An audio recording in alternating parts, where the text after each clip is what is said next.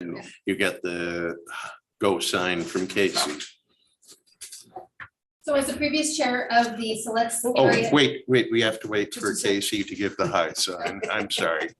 Stand by just. Getting us recording and also live on YouTube. Okay. Just one more thing here.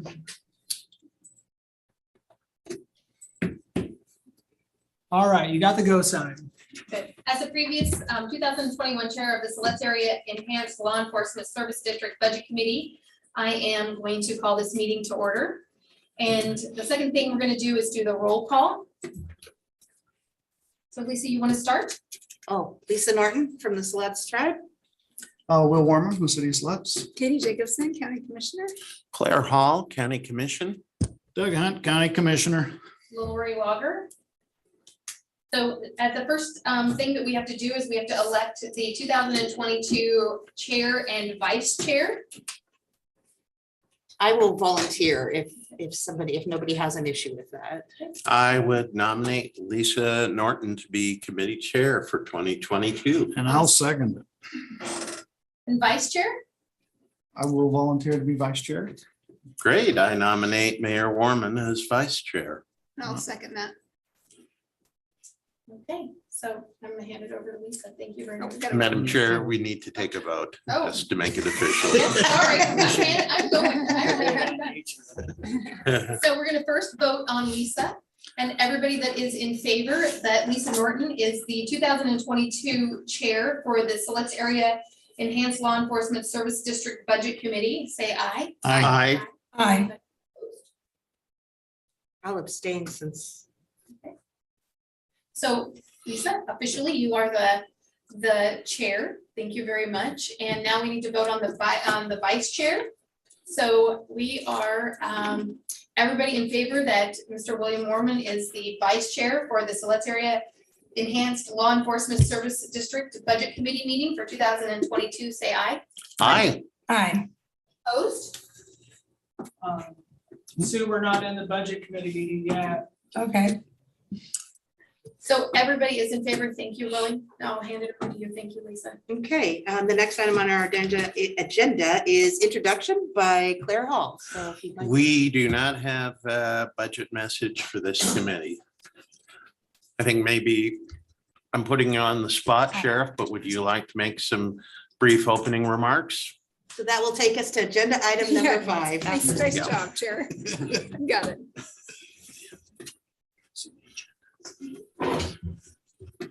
Good evening. For the record, I am Curtis Landers, Lincoln County Sheriff, and Chair Hall, Commissioners, members of the Budget Committee. I do have a few remarks to make about the Select Area Enhanced Law Enforcement Services District. Just initially, when the notices went out to the Budget Committee members, there was an email exchange with Mayor Warman at that time, talking about some of the questions that he had regarding more of the service than the budget. Then I had a conversation by phone with Mayor Warman, and we decided that it would probably be better to talk a little bit more about that at a city council meeting. And on that city, we actually had that city council meeting on May 9th. We discussed our current patrol staffing levels, which resulted in what we previously had as 2 named deputies for the district, and to where we had 1 named and then 1 filling in the rest of the hours with random patrol. That was kind of the main conversation. We talked about with those staffing levels that once they returned, that they were better, that we would go back to 2 named individuals in the sluts when that staffing improved. One of the things that also came up during that meeting is that we wanted to create a committee to meet and further discuss how the Enhanced Sluts Taxing District and specifically our partnership also with the Sluts Tribe would stay more informed with communication. So these things would come up as far as getting the information out. And really decided that we would establish that committee. And one of the ways we do it is to use the 3 members of this committee to form that committee and to discuss with myself or others from our office. Just to kind of give a little background how the 3 members are formed here for this committee. When the taxing district was formed, back in when the vote was passed back in 2016, we didn't use the traditional budget committee with the other public members. We wanted to choose more of the committee members from the area affected by the budget. So we wanted basically a representative from the city of Siletz, that's Mayor Werman. We wanted a representative from the Siletz tribe, that's Lisa Norton, because of their partnership we have with them and the costs that they provide. And then we want a rural member because the taxing district isn't just the city of Siletz, it's actually the entire rural fire protection district out in Siletz. So that is Lori Lager. So those three members, we talked at the city council meeting. We thought that would be a good idea to establish that committee. I emailed the three committee members, and we actually have a date later in June on your birthday to talk about further about this, and then talk about further meetings. And I think the goal is next time when this comes up, we'll actually have these discussions about what we're doing, what we're not doing, what we can do better. Just that exchange of information that is so important in communication in something like this, especially to the Siletz area community. So I just want to kind of talk a little bit about that. I don't know if regarding that, and then we can get on with the budget. I don't know if Mayor or the others had any more comments regarding that.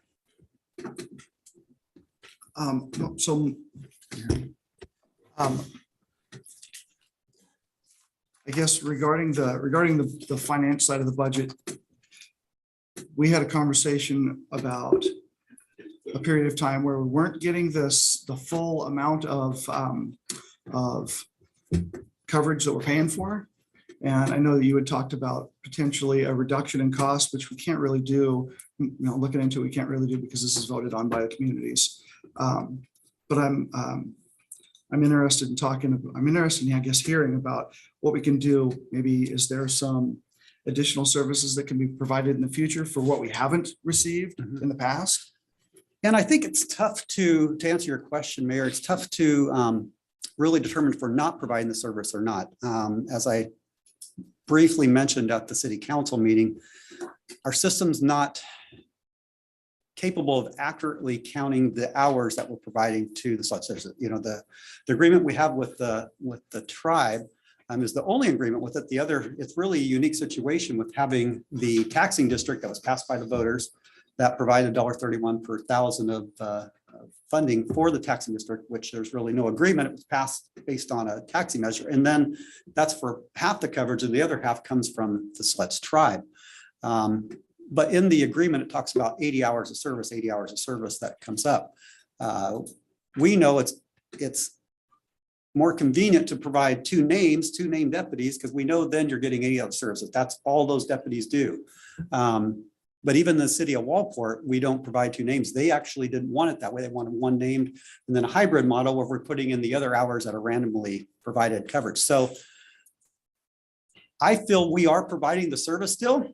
We're just not doing it as the district would prefer with having two named because of our staffing levels, and we hope to get back to that. So I wish there was a way to come out and say, this is how many hours we have provided in the district, but that is difficult to provide at this time. I'm an optimistic person. I think that with our new computer-aided dispatch, our CAD system that's coming, that hopefully there will be systems in place that will do that. We actually tried one time to have a GPS, because all of our cars have GPS on them, to when they're in the district, they're out of district, in the district, but there are still areas, because it's cellular, that are not covered in there. And so when they go out, it just counts too much. When I got the results back, I'm like, oh my gosh, we're providing way more service, when I knew that wasn't correct. So it's not providing the exact hours. And until we can come up with a better way to track those hours, we are, with the overlap coverage that we're doing with our 12-hour, we try to send people to Siletz during that overlap to help with that coverage. It's just not what we discussed as far as what the district wants, as far as having more late night coverage, because that's when we are suffering our shortest staffing levels. Yeah, I get that. And and I know that we kind of discussed this at our meeting last week or week before, whenever it was now. This is enhanced. So we already get a certain amount of service provided because we pay taxes like everyone else does. But now we're getting it enhanced. So I guess the community wants to see, what's that enhanced look like? Are we just getting 80 hours of service and just getting the service everybody else does and calling that enhanced? Right. Or are we actually getting service? Because quite frankly, it's $550,000 a year between the two of us. that we're- 350,000. Or sorry, 350,000 between the two of us that we're paying. That's that's a chunk of change, and people want to have. Yeah, we being the a voters. and- Trackable, Yes. yeah. So I mean, maybe that's something that we'll have to figure out in our meeting separate from this. And you and I've had this conversation before. I am fully in support of enhanced coverage. I think that is the, ideal way to provide that coverage. You're exactly right. If we didn't have this, then we would still by statute be required to respond to calls for service in that area. It'd be at a much lower level. Again, it's why I can easily show you we're providing those hours when I have 2 named people in there. Okay. And that's what we're going to strive for. And I know we talked about, if we absolutely are not meeting those coverage levels, then we need to look at reducing those costs, because obviously you need to pay for what you're getting also. I don't see that at the time. I think even with our staffing levels, we still try to push our staffing to the contract areas, both Sluts and Walport, as much as we possibly can to get that enhanced coverage, not just responding to calls for service in that area. I have a question for the budget officer, if that's okay. Yes. So my question is about, my words have left me. The reserve, what is that? Sorry, it's late. The contingent, Madam Chair, Christina Scheer, Budget Officer. You wanted to know about the contingency? I do. I wanted to know, what is the ideal amount for that? Like, is there going to come a point where we are sitting tight with that contingency fund and then the cost will lower eventually? Does that make sense? It does. Generally speaking, operational funds, we like to see 17 to 20% of available funds held in reserve for contingency. More than that, obviously, is better. But it really comes down to sustainability. You don't want to drop below that 17 to 20. And we are way above, if I At this may, we are point, way yes. above at this point. It's still early on, and I think we were able to gain a lot of funding to put in that reserve in that initial, once it passed, we didn't hire anybody really for 6 months to get them in that district. And then we started with 1. And so that first year, we were able to actually, even with buying vehicles and all the other equipment that goes with it, actually put that in there. And then we are, seeing, and it's a little bit different. The Sluts actually pays for the true half cost of it. It's the district that's actually filling in those reserves at this point. And, but there's going to be a time when personnel costs expenditures will exceed that. I think I'll talk more about that when we get to the Animal Services District, what happened there after 10, 11 years, what happened. And, it's good to build healthy reserves so we don't see that happen close, because then we'd have to make decisions about what we do with that coverage. So I think it's really healthy at this point. I know it's healthy. So you don't anticipate a lowering of the cost to the taxpayers based on reaching a certain contingency amount? No. Okay. I have one question. I know that when Mayor Warman and I met probably 6 weeks ago and talked about this, I talked to your lieutenant about what the concerns were, and he really focused on the fact that you guys were, really pushing for hiring. So I know you guys have hired some patrol officers and that you're getting your levels back up. So Sheriff Leonard, when do you see actually, being able to actually get that enhancement back in? What is forecasting the future? What should you be looking for? Right. That's a great question. We talked about city council. I can just go over that with you real quickly here. And again, it's something I want to keep you updated, especially the 3 of you as we meet. So kind of the what's been happening with that. We do currently have 3 vacant positions in our patrol. We have 6 deputies that are in training that are not out solo. They're not producing, they're not taking calls. They're working with the trainer or at the academy at this time. And then we have 1 deputy that's been on extended medical leave for well over a year, and we don't know when that person will be coming back. That's out of 29 positions, including detective sergeants all the way up through the patrol commander. So you can see what we're facing at this point. Even though we're only 3 short, we're actually 10 of that 29 that we're not having right now. I know that question was posed to Lieutenant Bertner at the city council meeting and we're looking, it's still going to be several months before we're going to have, we have a couple people that will be going solo. I believe it's in June that have completed the academy, but we still have several people that haven't even been to the police academy yet We were anticipating that the next academy wouldn't be till September for those individuals, but the academy has moved up the date till July for them to get in. 16-week academy, so it'll be 4 months before they actually come back from that. But it still saves us 2 months that they'll be back before, and you know, they can't go solo until they've had that training at the police academy. So. Any other questions from the committee? I do actually have some questions. I wanted all of you to ask your questions first, but let's see, going back up to the meetings, I'm assuming those are public meetings that are happening, and is that going to be like a, oh, go ahead. Yeah, I don't know. I don't Okay, know. We talked a alright. little bit about that. I think we're going to kind of establish that when we got there, Okay. but I know that it was discussed that we would have at least Okay. one public meeting annually to invite the Okay. public for to express their Besides concerns. the budget. Yeah, I looked at it Okay. more as just an information sharing with these individuals Okay. because it's my understanding, and the mayor can correct me if I'm wrong. I know at least with the mayor and the tribe, there's a lot of questions that come to them from their constituents, the tribal council and those type of things that they need to be able to answer.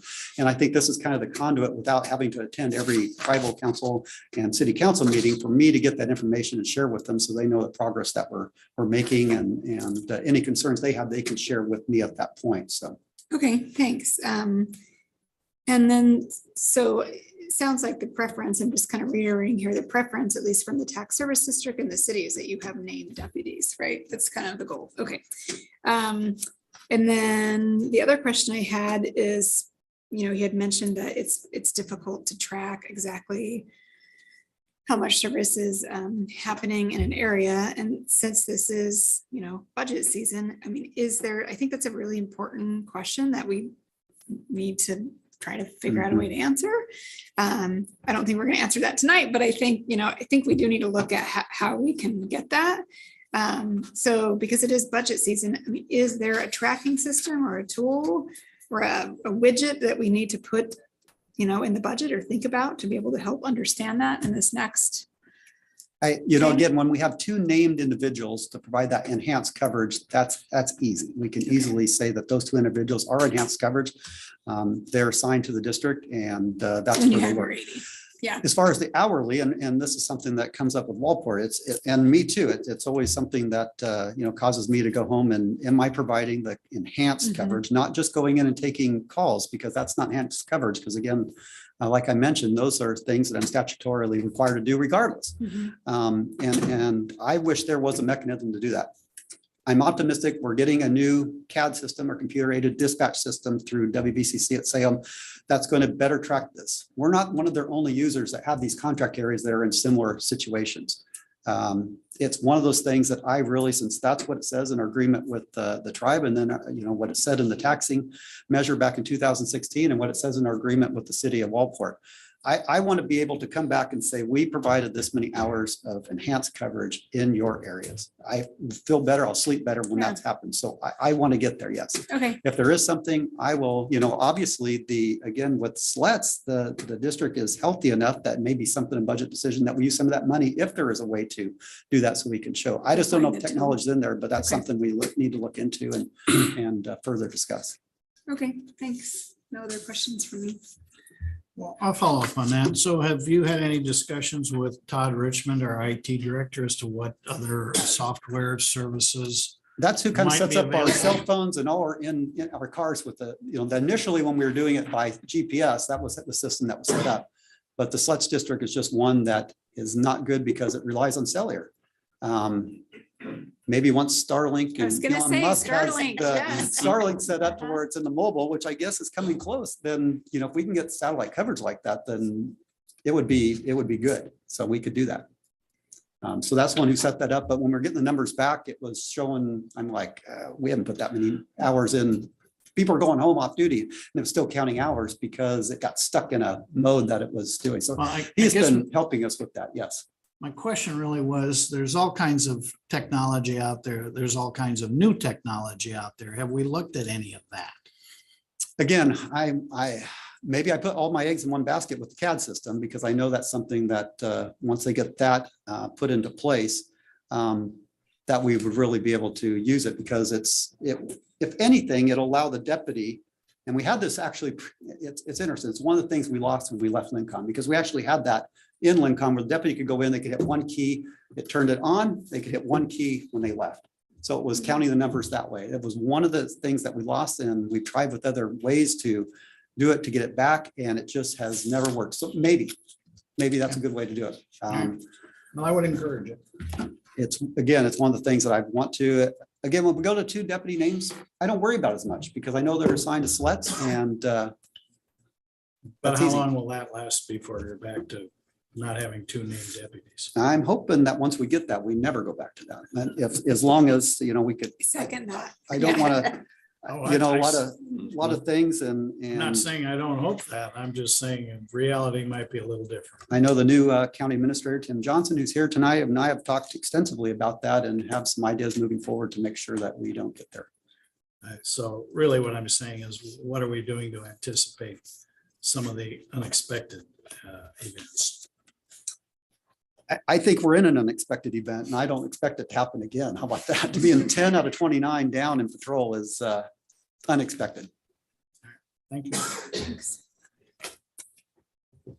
I do want to say that I appreciate you having these hard conversations with us, because they're not easy conversations, and to have, to come to the city council meeting and actually stand up and talk about that you guys are struggling. I appreciate that. But I also want to say thank you for putting Bruce out there as well, because I think we're pretty lucky to have him in Siletz, because he is at baseball games, he's part of our community. And so, I mean, if we could have another 40 hours like him, wouldn't that be, Yeah. because he's been a huge asset to the Siletz community. Yeah, and actually, when we do get a named person, having them on night shift, I know that's something that the community out there wants, have somebody working nights. With our new 12-hour schedule that we have, it'll help because basically every day of the week will be covered, and those prime times between 3 and 7, where our highest call volume is, we'll always have somebody scheduled in the Siletz area. It also helps. One of the downfalls to having 2 people named is people learn their schedules too, the people that shouldn't know their schedules. And having with the 12-hour schedule, it's more of a random system, so that's not as predictable. But that is one advantage to having random, when you're in there, when they're not, people really don't know. And I'd like to say on behalf of the tribe that our relationship with the sheriff's office has improved vastly over the last year. Now that Sheriff Landers has assigned me a handler, everybody's happier. But the flow of communication, I think we communicate at least on a weekly basis, and it's always been really respectful and really amazing. The upside of having 2 named deputies is also that the last time we had a night deputy, we were able to bring him over and just have some conversations about the tribal culture and how we're able to just kind of educate people. Because I think if you've not had any experience with that, it is difficult to understand some of it. So I can say, I know you're down, but overall, I think the relationship has been pretty positive over the last year. I agree with Mayor Mormon. We got to figure it out, but I think we all have to figure it out. We're down probably 30, 40 people in our organization as well. So I know that it's not unique to Lincoln County Sheriff's Office. So I do want to say for what you've been able to do, it's commendable. I appreciate that. Thank you. I just wanted to go back to Christina Scherer. Did you have any more information you'd like to present to us? Well, we do traditionally read the formal budget message. If you would like to continue with that, I can do so. I I'm would seeing ask you to do nods. so, please. Okay. So this is the Siletz Area Enhanced Law Enforcement Service District budget message. This budget portrays the expected financial performance of the Siletz Area Enhanced Law Enforcement Service District or district for fiscal year 2022-2023 and shows the operations of the district. The district was approved by voters in the primary election of May 17th, 2016, with a tax rate of $1.31 per thousand of assessed value. In conformance with Oregon Revised Statutes, Chapter 294, this budget is balanced between its revenue and expenditures. The district is budgeted using a modified accrual basis of accounting, recording revenues at the time they become measurable and available to finance expenditures of the current period, and recording expenditures at the time liabilities are incurred. Significant revenues include property taxes and contributions from the Confederated Tribes of the Siletz. This was a new district in 2016-17 year and is accounted for as a fund in the Lincoln County accounting system. It is managed as other special districts under the authority of the Lincoln County Board of Commissioners are managed. The district is organized into one general operating fund appropriated by the categories of personal services, materials and services, capital outlay, contingency, and ending balance. No personnel costs or other operating costs are budgeted in this fund. Instead, a lump sum charge from the sheriff's office for those services appears in the materials and services category of the fund. The 2022-2023 budget is $658,604, a small decrease from the prior fiscal year. The fund's contingency is estimated at $305,879 for the 2022-2023 fiscal year, which constitutes the fund's anticipated ending balance. The ending balance represents 46% of the total fund. If I may remind that we also do need to have an opportunity for public comment. Anything else? Oh, go ahead. Well, maybe I missed it. Did you read the sentence beginning with this fiscal year? The expenditures for this activity have been rearranged and consolidated with the overall sheriff's office patrol operations. And my question is, what does that mean? What does that mean? Well, that is actually it's a typo on my part. Actually, we're in the third year. I We're in the think, third year of yeah. doing that, yes. Yeah. And so that's part of the reason why I skipped that line is because, Sorry. yeah, no, that's okay. Thank you for pointing out that I'm human. I will fix it for the final publication. But yes, we used to directly allocate payroll expense to this fund. Now we allocate all of the sheriff's payroll to the patrol department and then do an internal service charge between the sheriff's department and this fund. So that's what that sentence is referring to. That's a practice that this will be the third year that we've done that. And I think it's been more effective. Yeah, it's been very much. It's we're finding with having to do when we have like two people assigned and you put those names into the budget, it's fine for the payroll costs. And although that comes out, but when that person needs uniforms or that person needs something else, we were finding we weren't taking it out of the right fund. We were taking it out of the general fund anyhow, out of patrol general fund. So at the end of the year, it was like, oh, we didn't spend this money. Now what do we do? And so having it where we average cost of a deputy, that's what we put in there. It also was, depending on which deputies were assigned to that, the payroll would come out at whatever rate they were. And now what we're doing is taking an average cost of a patrol deputy and putting that in. We do that in Walport too, so that we're actually not like, for example, since Deputy McGuire is a deputy out there, he's one of our highest paid deputies, had well over 20 years, compared to what our actual average cost is much lower. So if the district was paying for Deputy McGuire, which he is the one out there, but it's not consistent with doing an averaging cost. Because then somebody comes in, well, give me a younger one so that we don't have to, younger in years, not age. So that we don't have to pay so much for it, to save cost in it, instead of this way doing an average. And I think it's worked out much better over the last 3 years. I would agree. Anything else before I open it up for public input and comment? And I will defer to the county commissioners on how you do that. Do you just say, raise your hand? What do you do? Well, now that it's virtual, we're learning as we go with the Okay. hybrid. So Casey kind of helps us out here. I think we're gonna try to do virtual here first. Yeah, so if you are online with us and you'd like to make virtual comment, please use the raise hand function. And I see we have someone. Can you unmute yourself? I think you can, can't you, Susan? Yep, I can. Okay, yep, go for it. Thank you all for taking my comments today.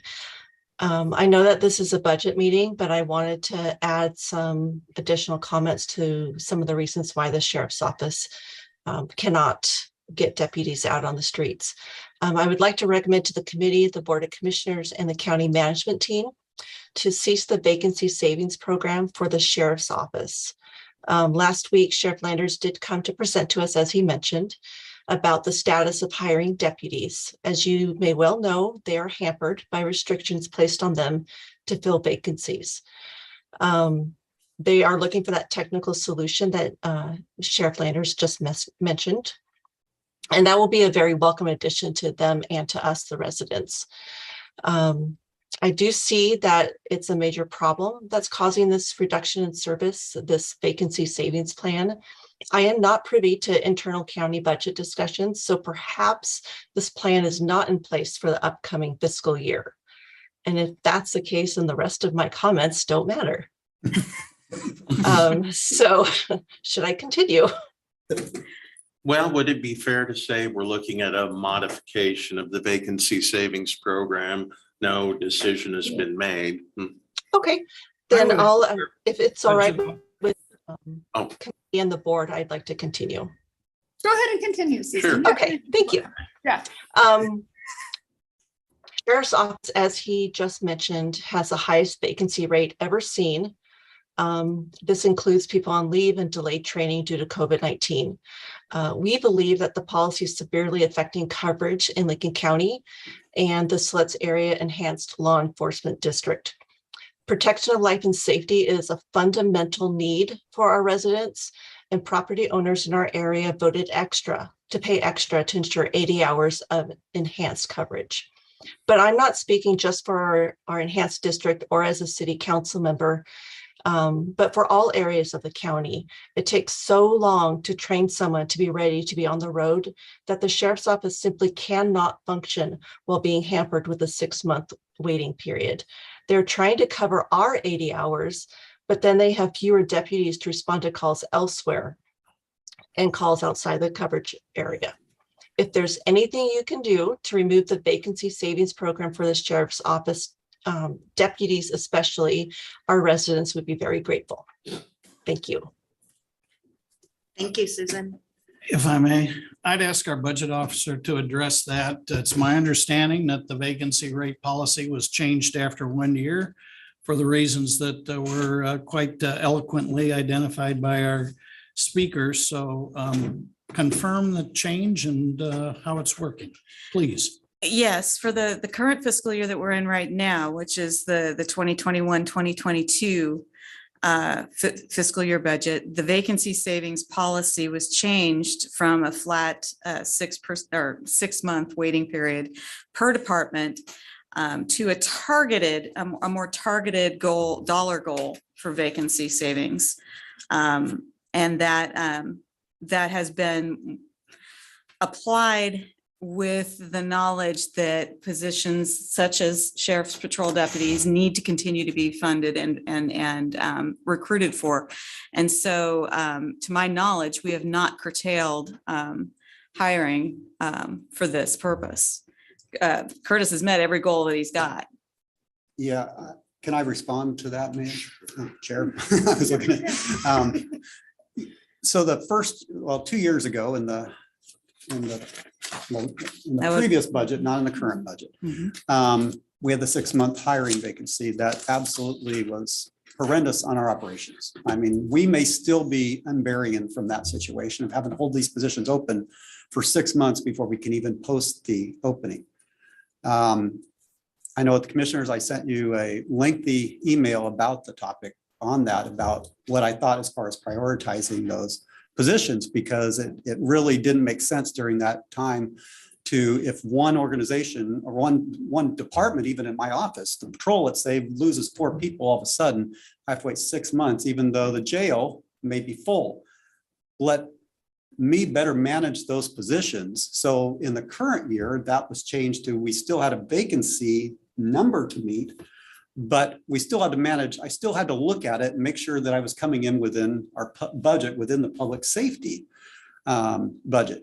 And so I'm still going in at the beginning last July and holding positions open. At least I could balance it out within our sheriff's office, our entire. So it helped, but it's still, I mean, I'm holding 1 or 2 positions open in patrol. Once I looked about halfway through the budget to determine that we were fine, I opened it up, said, we need to hire people, we need to get them going. But again, we're still waiting for those people to even get to the academy once we open it up. So I had 6 months of the high vacancy savings in the previous year. In the current year, I needed to save so much money. It created a huge hole for me since, and within our office, especially because we still were seeing a lot of people leave. We had a couple of retirements. It's just a downhill event that, again, hopefully unexpected. And it's one of the things that I've been advocating in our meetings recently to say, we cannot do that anymore. In fact, I'm even, has talked about in some meetings as far as looking at overhire. I know the overhire is a policy decision with the commissioners, but something to hopefully get us back on target. Because if you look over the last years, and I could bring the statistics, we are losing a few people every year. As soon as somebody leaves, I can't post the notice until I know somebody's leaving. Post it, wait. It's difficult enough to find people, hire them, train them. I'm well over a year, so I'm hoping to get ahead of things and at the end of the year, be actually flat with our budget, spend exactly what's in our budget and move forward from there. It'll be, again, better able to manage those resources. And hopefully, as you talked about, I didn't want to say it earlier, but Ms. Trassel brings up a good point. I didn't want to blame that, but that is what really caused this unexpected event that we're dealing with right now. That and a lot of other contributions that it's hard to find people now.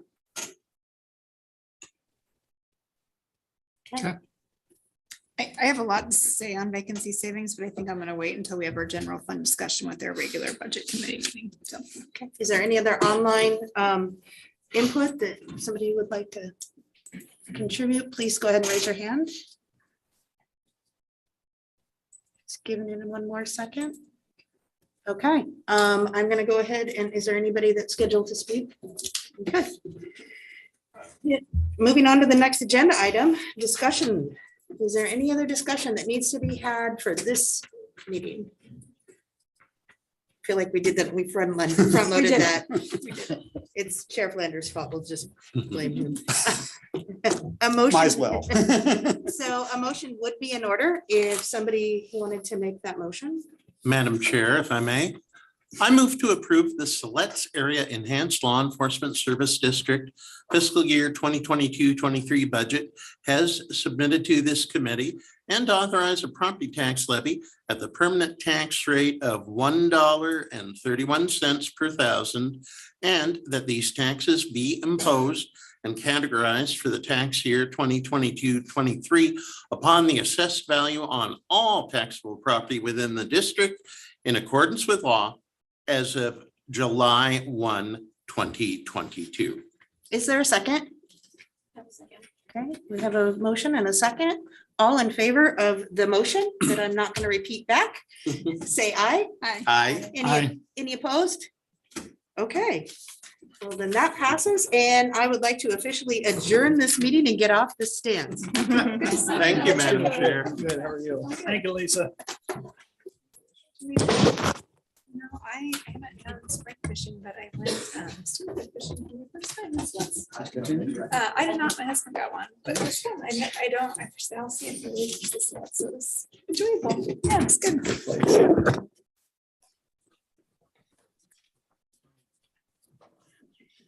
John, come on down, as they say on the Price is Right. I use the restroom. Okay, but sure. while we're playing the musical chairs. Sure. I'm gonna get some water. I might do that. Yeah. We should. Made it special. Well, thank you. I feel special. Okay, so Sue is virtual.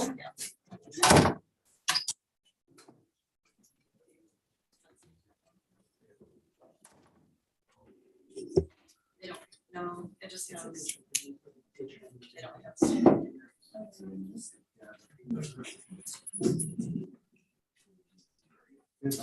So if you're watching us online, we're just taking a moment here to have the Siletz Area Enhanced Committee move out, and our Lincoln County Budget Committee meeting is taking their seats, so stand by.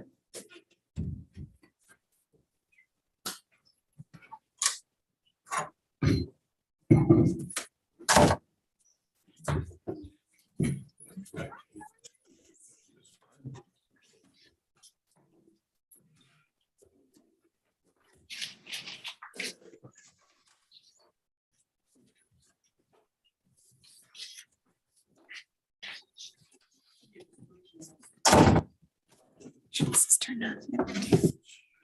We don't have our other budget committee members. I can't come. I saw into the online. door like I used to. Oh. She goes, Kristen's "Be able to online. Come in afterwards, so. Oh, yeah. Chris, no, she was here just a minute. I know she, okay. It's like, she's just here. Okay. Oh. All right. It's like she went to one meeting and left us. John, do you recall if you were chair last year of this esteemed committee?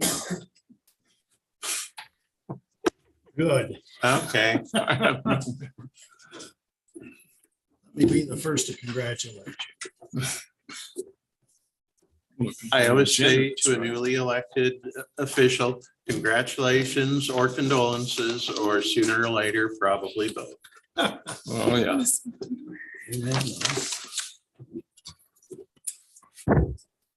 Stand by.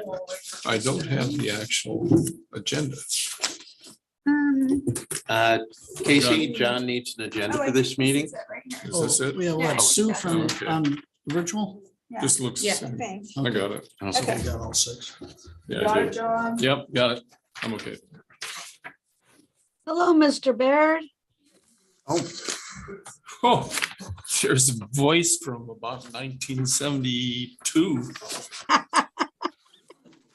I said, go and send it. Going well. I'm missing our visit this year, though. Oh, I know. I'm missing it That's the year I too. finished 7th grade. I run into the granddaughters and so And on that of was yours. the year, It's kind of fun. do you remember we finished like 5 weeks early because the district couldn't pass an operating levy? So we had an extended summer. Yeah, I remember a lot of paper drives.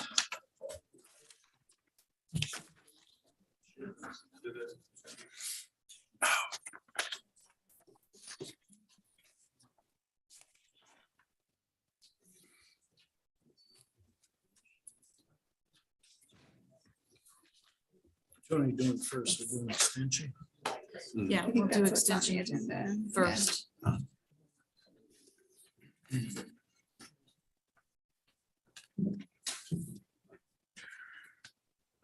Okay.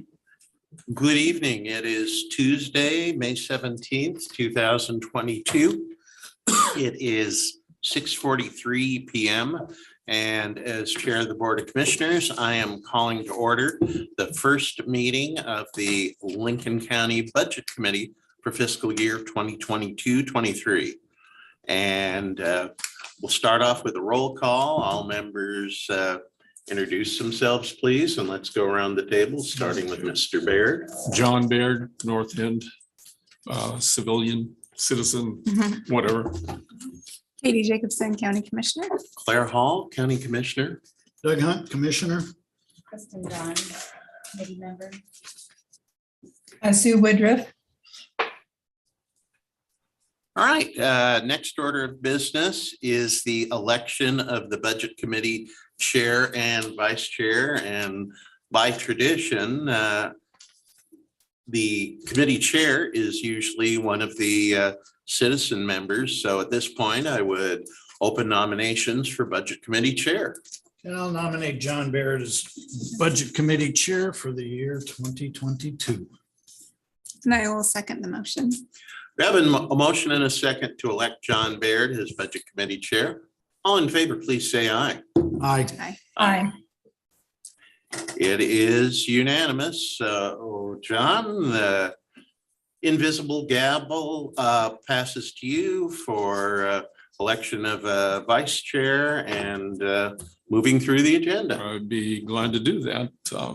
Do we have any motion for a vice chair? I'd like to nominate Commissioner Doug Hunt, especially because this is his last year as a Budget Committee member. And even before his 10+ years as commissioner, he was a citizen member of the committee. For how many years do you recall, Doug? 7 or 8. Yeah, so I remember we served together. We did.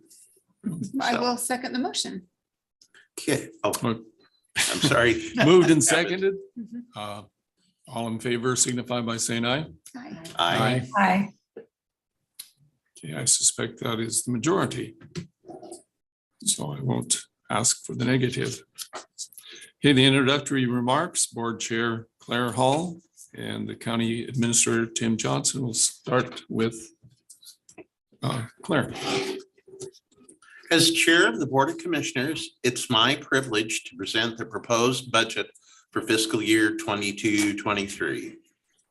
The mission of Lincoln County is to provide essential public services, both legally required and locally desired, in an efficient, effective, and respectful manner.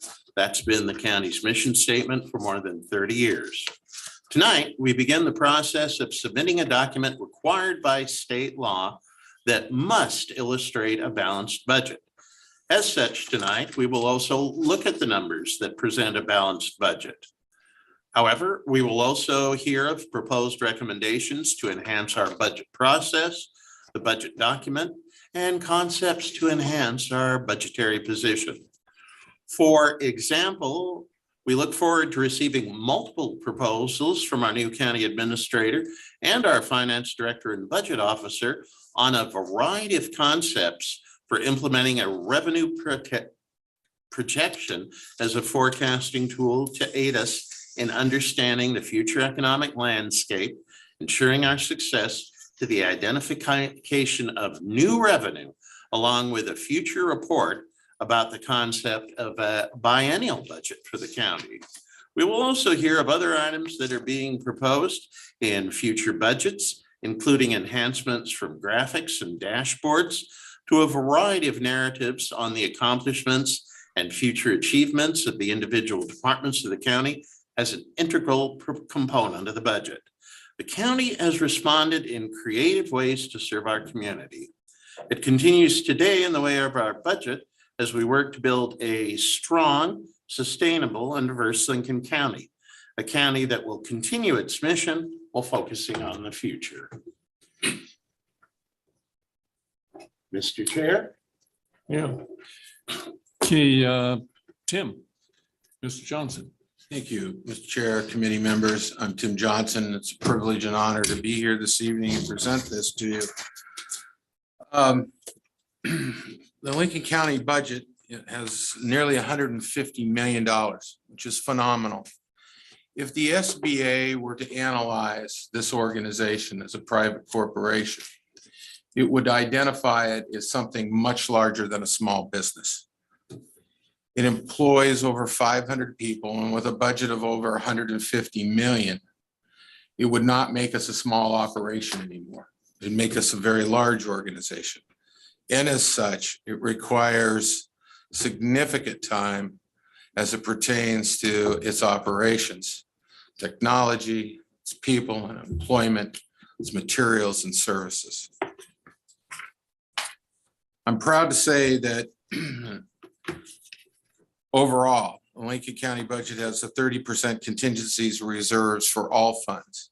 That's a spectacular compliment to the Board of Commissioners and to this committee, for which I compliment you on your efforts and your stewardship over the years to achieve that end result. However, within the context of the organization, our general fund has had to be very elastic. And there's a lot of stresses on that, and that has been predicated specifically in part due to COVID. You are no different than any other communities that I have been involved with over my 40-year career of public administration. They're all suffering. And I can tell all of you tonight that if you read the transmission messages from finance directors, budget officers, and more importantly, read the budget messages from county officials, they're all in a tough situation right now because COVID, the pandemic, and several major natural disasters, particularly wildfires throughout Oregon, have placed great burdens on our county governments. But I'm proud to say that we are within the policy of the framework as identified by the Board of Commissioners and by this committee. So we're operating within the framework that we're supposed to be. So we certainly will have issues to deal with, and we're up for the task to deal with this elasticity moving forward. Moving forward, we do look forward, as Commissioner Hall identified, going to recommend several items to the commission and to you. First and foremost, it has been quite some time since we've had a revenue forecast. And what I mean by this is not a trend line. That is not a revenue forecast. We're dealing with something we have not seen in 40 years. That is, since the inflation that we saw in the late 70s, we have subsequently had a property limitation tax acts. And between Proposition 5 and 47, and where we are now with inflation at almost 8.5%, we have a gap. And because of your stewardship, we're able to fulfill that gap currently. But if the inflationary rates continue to go up, and if some other activity that we do not foresee impacts us, we're going to have to address elasticity like we've never had to address it before in our history of being a county. So it is important for you to understand that we are working diligently on a variety of different activities. First and foremost, this week on Thursday at the county management team meeting, I have been given permission by the chair of the Board of Commission to ask our management team to start identifying new streams of revenue. It's important to go through this exercise, and we will be back in front of you to present our findings so that you can ask questions and subsequently make recommendations. Within the context of that, you just heard the sheriff talk about issues associated with his issues. I will also be asking the management team to begin a process called Lincoln County Operation New Hire. I thought it was great hire. Sorry, and I apologize. Get it right, Tim. It's great Yeah, hire. great hire. And I'm the one that coined Yeah, that. I know, Commissioner, and now you're not and I- using your own language. And I can't Yeah. even get it right. Great So, resignation, great hire, right? Great That was the hire. thinking, okay, Great hire. yeah. Sorry. Within the context of that, we need to identify how we get talent in here. And what you witnessed from the sheriff is a discussion point on sending people to the academy. That's a 6-month issue associated with a holding pattern. We should be looking at lateral hires as an opportunity. The last community I left that's where we focused our attention. But we could get officers, deputies in the front door and working immediately. The third element that we'll be talking about will be on enhanced budget documentation. And I'll talk about that in a minute, but within the thoughtful area and I want to look at is a discussion of a white paper on the formulation of a biennial budget. Now, I'm not suggesting that we do that. What I'm suggesting is a recommendation of a white paper that's brought before you to examine the pros and cons of a biennial budget. I can share with you that I just finished making that transition in the last community I was in, and every community that I've been in has done that, simply because of the fact that it enables us to take an average across the period of time and allow the seasoned managers that you have hired to manage their departments and look at how they can do that rather than having to manage every year to dramatic changes. And I will find and tell you that my experience has shown quite a bit of success in that effort with quality management teams like we have here in Lincoln County. Additionally, and closer to home, would like to see more of an enhanced budget process, and that starts with this document. I was hired by the board for a specific reason. They can validate this. They have not undertaken major facilities or capital improvement plans in this county for some time. In fact, we sit across from the last major development. I'm gonna get that right, that direction, which was the jail. This very facility that we're in tonight requires a lot of help and assistance. And we need to get there. We also need to get there with the commons. We need to get there with an emergency operations center, transit facility, and something near and dear to all of our hearts that we're dealing with currently is an animal shelter. But let me share this with all of you. We are not prepared as a county.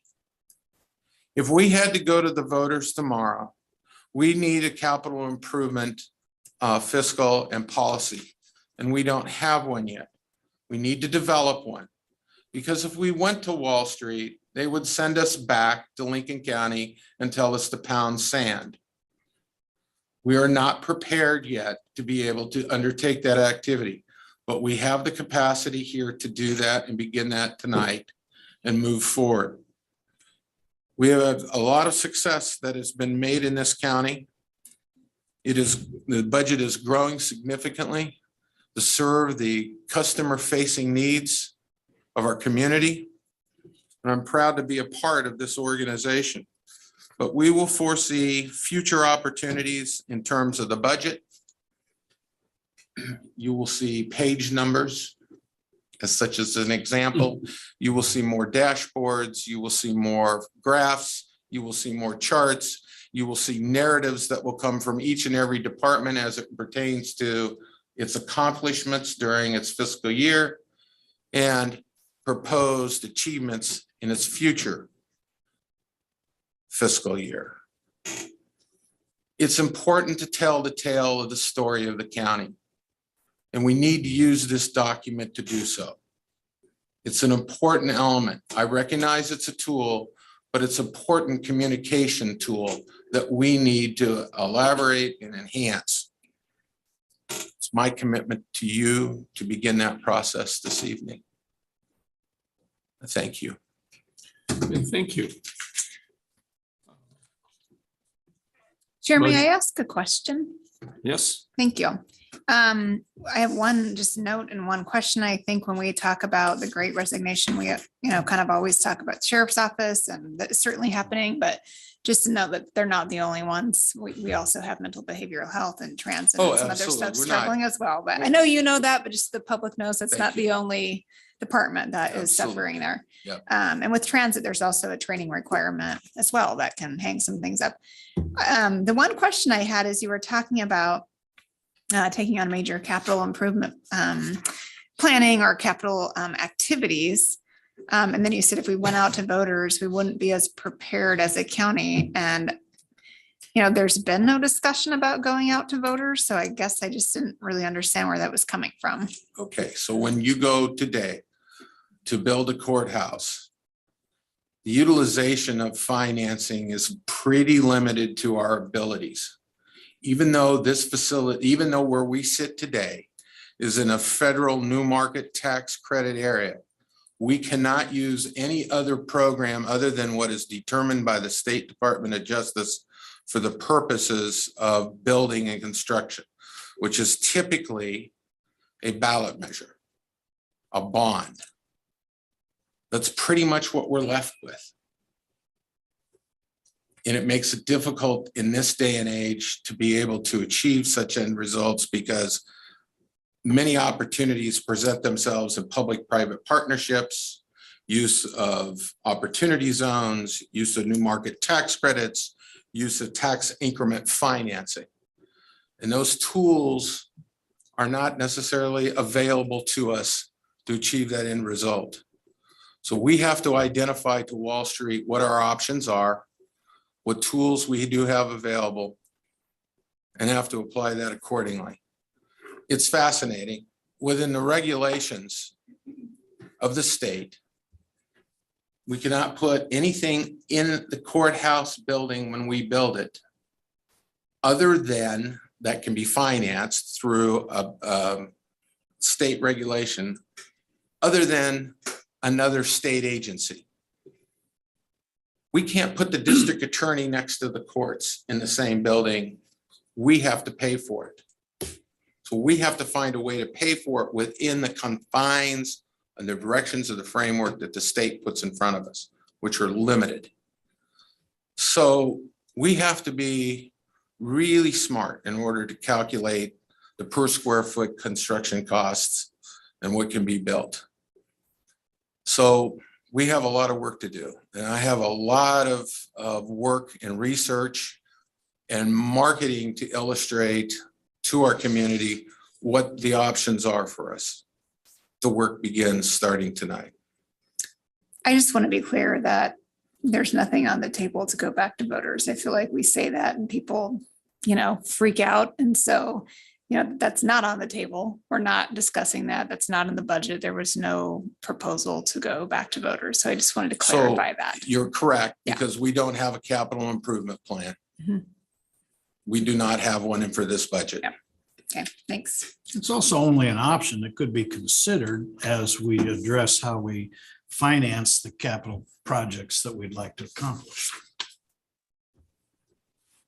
Yeah, I agree. I just don't think it was explained very well when it was said. And so I just want to make sure that people watching and in the audience understood that we don't currently have a plan to go back to voters. That's something that would be discussed in other budget cycles. Correct. Yeah. We haven't had for a long time, because when I first got on the budget committee 30 some years ago, there was no money to spend, nothing to consider. And the commissioners did a great job of moving money around and making it work, because you couldn't expand. So they did a good job. Have anything else? Okay, good. And I'll second that we need numbers on the pages. Very frustrating. Okay, Christina, Yes. would you like to go ahead? Yes, give the traditionally, we start with the smaller districts. And we're going to start with extension because we do have guests here from the extension office. I'll go ahead and start by reading the budget message if you like. Please. For the Lincoln County Extension Service District. This budget portrays the expected financial performance of the Lincoln County Extension Service District or district for fiscal year 2022-23 and shows the operations of the district. The extension agency from Lincoln County is operated in conjunction with Oregon State University and the Extension Advisory Committee. The district was approved by voters in the general election of November 1988 and has a tax rate of 0.0451 cents per thousand of assessed value. In conformance with Oregon Revised Statutes, Chapter 294, this budget is balanced between its revenue and expenditures. The district is budgeted using the modified accrual basis of accounting, recording revenues at the time they become measurable and available to finance expenditures of the current period, and recording expenditures at the time liabilities are incurred. Significant revenues include property taxes. No major changes in financial policies are anticipated for this fiscal year. The district is organized into one general operating fund appropriated by the categories of materials and services, capital outlay, contingency, and ending balance. No personal services or costs are budgeted in this fund. Quarterly payments are made to Oregon State University to support numerous agency programs. Some small grants flow through this fund to facilitate some programs. Other expenditures incurred by the county, such as audit and budget preparation costs, plus the district's annual lease payment to the county general fund, are included in the materials and services category of this fund. The 2022-2023 budget in the amount of $1,192,312 is slightly less than the prior fiscal year. The fund is carrying a contingency of $145,762, a reserve for program development of $250,000, an unappropriated reserve for future lease payments of $130,000, and an unappropriated ending fund balance of $169,000, comprising a total ending balance of $664,762. The combined ending balance is 56% of the total fund. Thank you. And Wiley Thompson and Emily Bloom from the Extension are here with us virtually. Okay. You like to say anything? Extension service. Well, thank you, Budget Committee and anyone present. If I'd have known there'd be such a esteemed group in person, I would have come out. I wouldn't have been just a little box for you. I do want to thank you for all your support year in and year out. An addendum to the message is a layout of the programs and some metrics by which we serve the community. And we couldn't do any of that without the grassroots support and the funding that comes through the county that provides really the base from which we offer our services into the community. I know Emily's here with me. She's joining virtually as well. We did have some changes in expenditures, and she's prepared to talk those. And we're here to answer any other questions that you might have. Okay, Emily, would you like to go ahead? I guess can you hear me? Yes. We upped our expenditures just a little bit, and the reason for that is we wanted to do a lot more translation services, both in person and with some of our documents. And so we've made sure that we've budgeted in that for this coming year. And because I started during the pandemic, I'm still trying to figure out what a normal year looks like. And so I want to make sure that we are prepared for when that does happen, which will hopefully be this coming budget cycle. But if there's any other questions, I'd be happy to answer them. Yeah, I do have a question. So first of all, the addendum is really good. I like that. I think the one thing that would be helpful in the future with the addendum is, while it kind of talks about extension and the services like as a whole, I think what would be nice is to tie in what parts of the extensions tax service district are contributing to some of that. So, like for example, I know like the Oregon Sea Grant faculty member isn't paid through Extension Tax Service District, but I know that there is support provided to that person, having been in that job. But I think just tying some of that addendum back to what is the tax service district money paying for would be nice. But then my question was, let me find it here. So under the budget of reserve program development of $250,000. And I believe that grew from last year. And I was just curious, like, what the plan is with that. There's, we don't have a set plan. I know I've been in quite a few meetings with the Master Food Preservation Program, and we're trying to kind of decide how we want to implement that more here in the county. And so that's hopefully something that might happen in the near future. But it grew just to have some money there so that we can use it for the future. Okay, thank you. Oh, go ahead, Wiley. I was gonna say, we also, Todd, who runs 4-H, is part on a state assignment. And some of the work he does funds our program assistants, and our program assistants, to what you were asking, Commissioner Jacobson, in addition to, a place to work from, keeping the lights on, and, we have purchased a van, and we're really excited whenever pandemic production levels allow a van to grace our parking lot to use that. So that'll be an expenditure in there. But, the Todd is moving a little more into his state assignment. So I'm in discussions with looking at eventually a replacement for him. So a new faculty member, which will be state funded.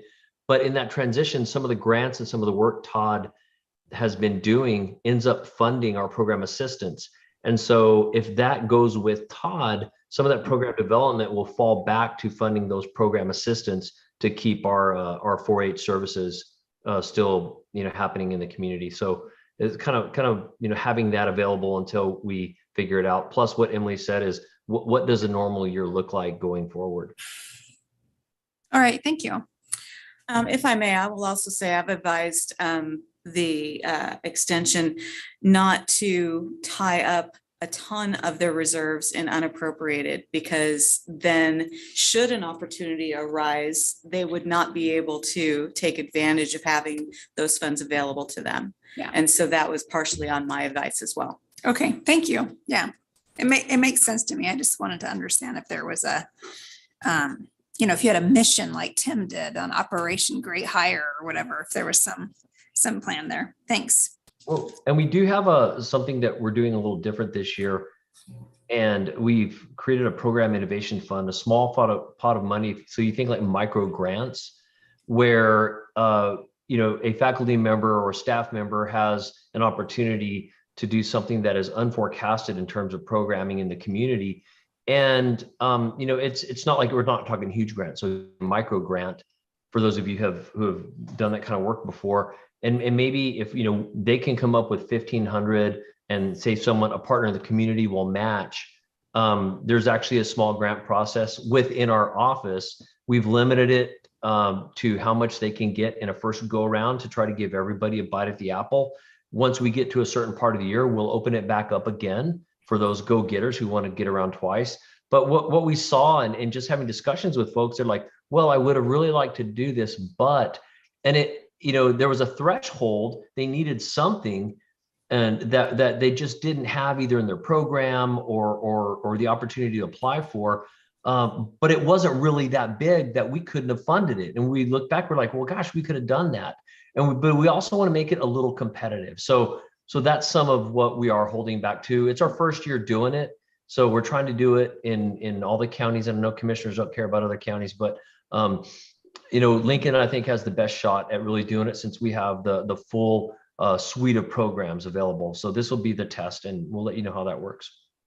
Great, thank you. Yeah, when I worked for Oregon Sea Grant, they had program development dollars for just that. And that is how Shop at the Dock started. But also in the program you're starting, could a faculty member say use that for cost matching, like for a larger grant opportunity they were going after?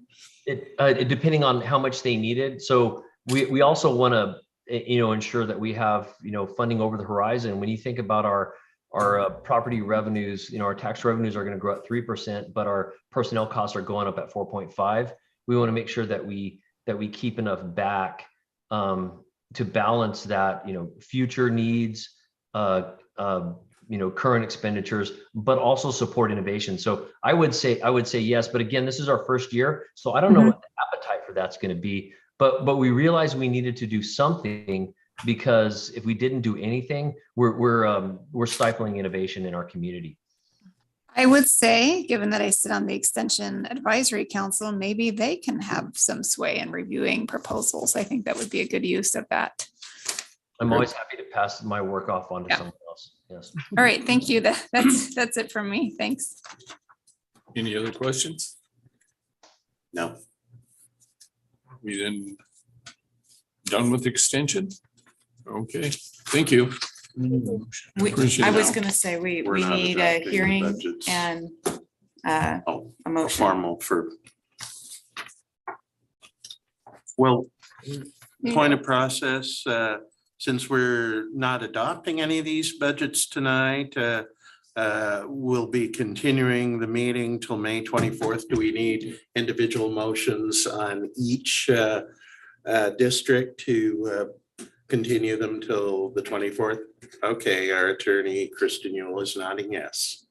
Do we have to open the hearing now? Yes. Okay. Okay, then we're going to open the hearing to the Lincoln County Extension Service District. From here, I don't know, because this is different than we've ever done it.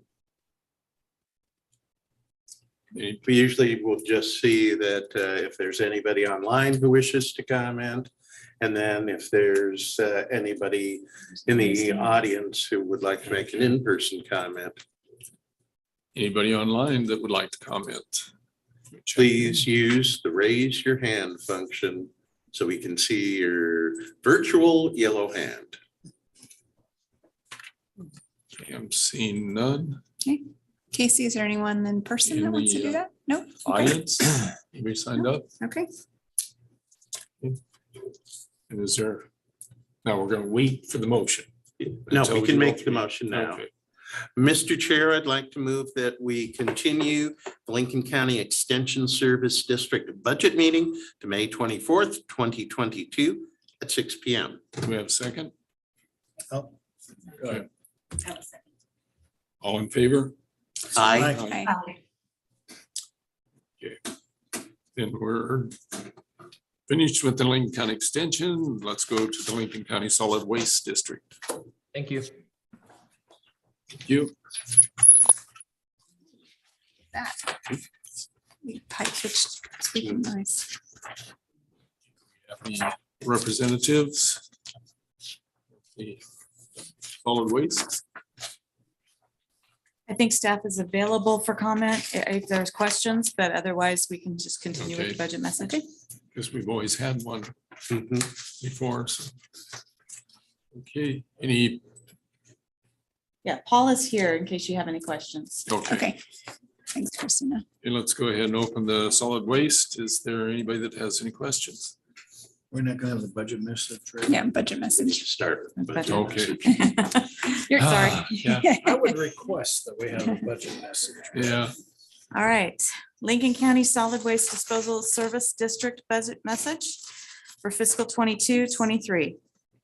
This budget portrays the expected financial performance of the Lincoln County Solid Waste Disposal Service District or district for the fiscal year 2022-2023 and shows the operations of the district. The district was formed in accordance with Oregon Revised Statutes, Chapter 451.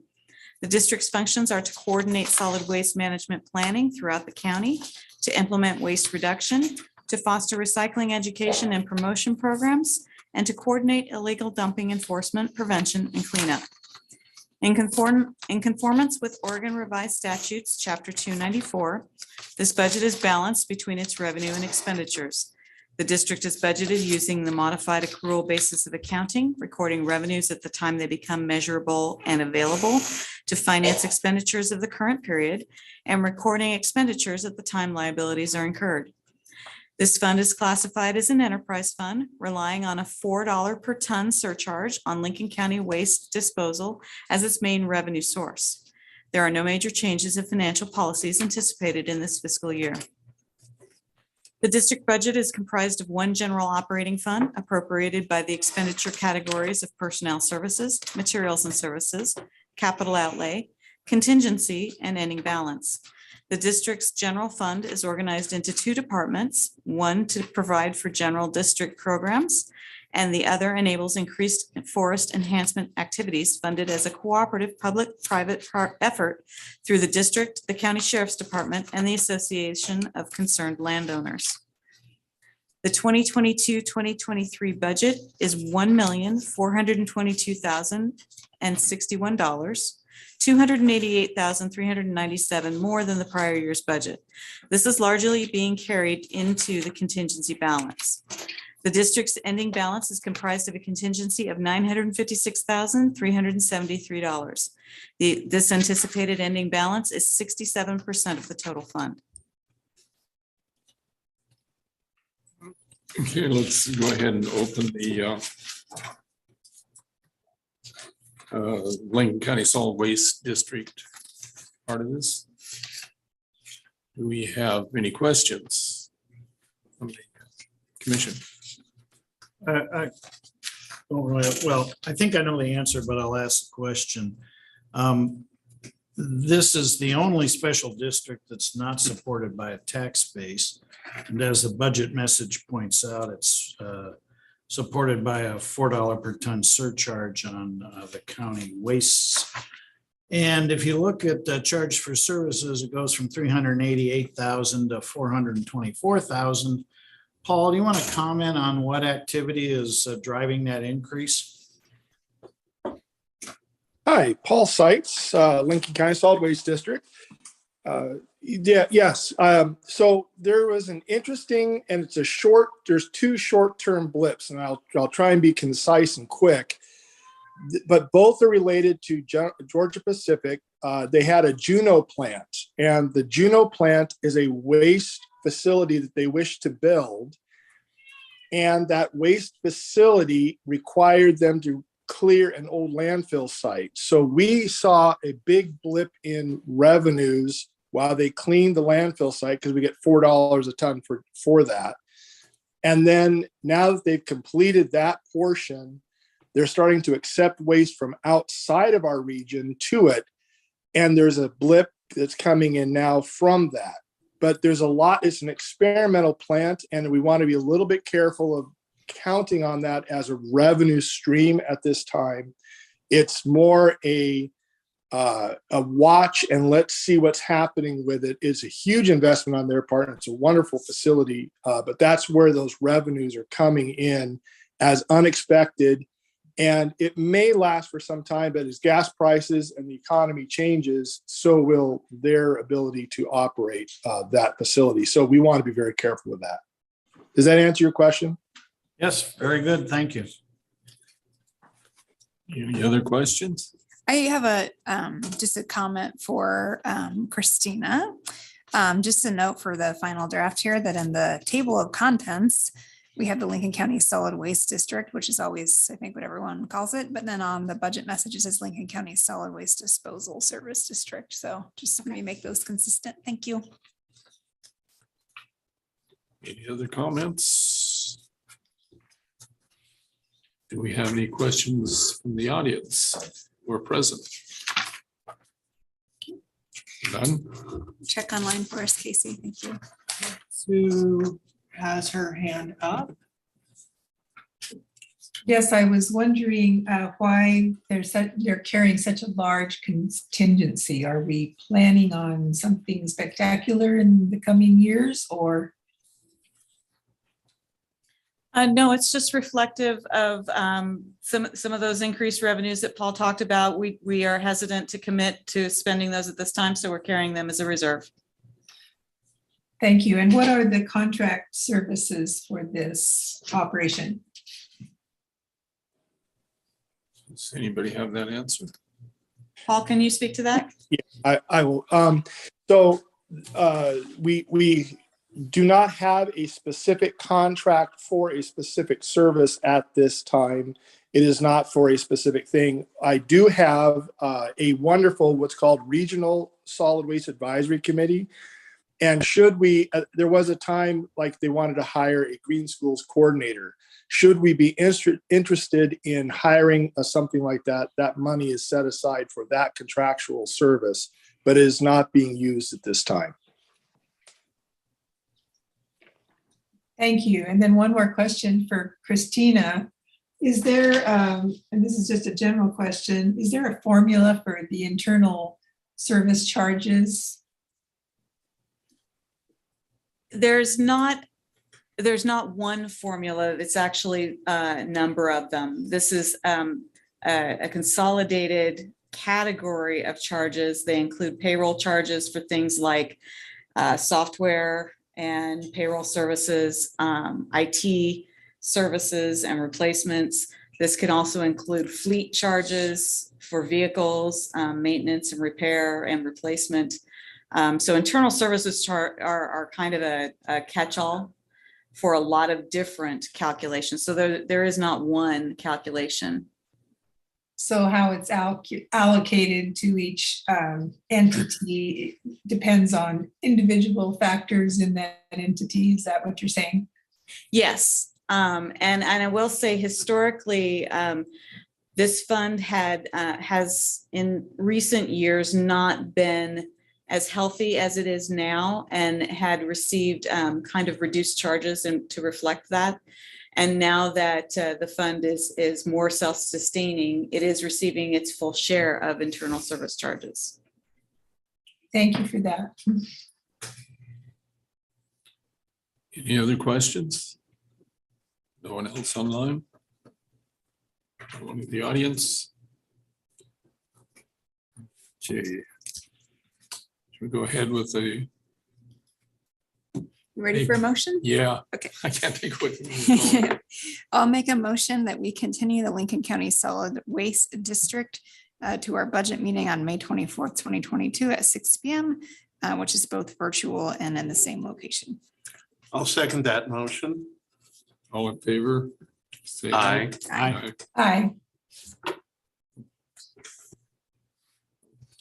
County Transportation Service District. Christina. Okay, Lincoln County Transportation Service District. This budget portrays the expected financial performance of the Lincoln County Transportation Service District or District for fiscal year 2022, 2023, and I do see that that is a typo, and shows the operations of the district. The district formed in May 1996 as approved by voters in the general election. A tax rate of 0.0974 per thousand of assessed value was approved in the November 1996 general election. In conformance with Oregon Revised Statutes, Chapter 294, this budget is balanced between its revenue and expenditures. The district is budgeted using the modified accrual basis of accounting, recording revenues at the time they become measurable and available to finance expenditures of the current period, and recording expenditures at the time liabilities are incurred. Significant revenues include property taxes and federal and state grants. There are no major changes in financial policies anticipated in this fiscal year.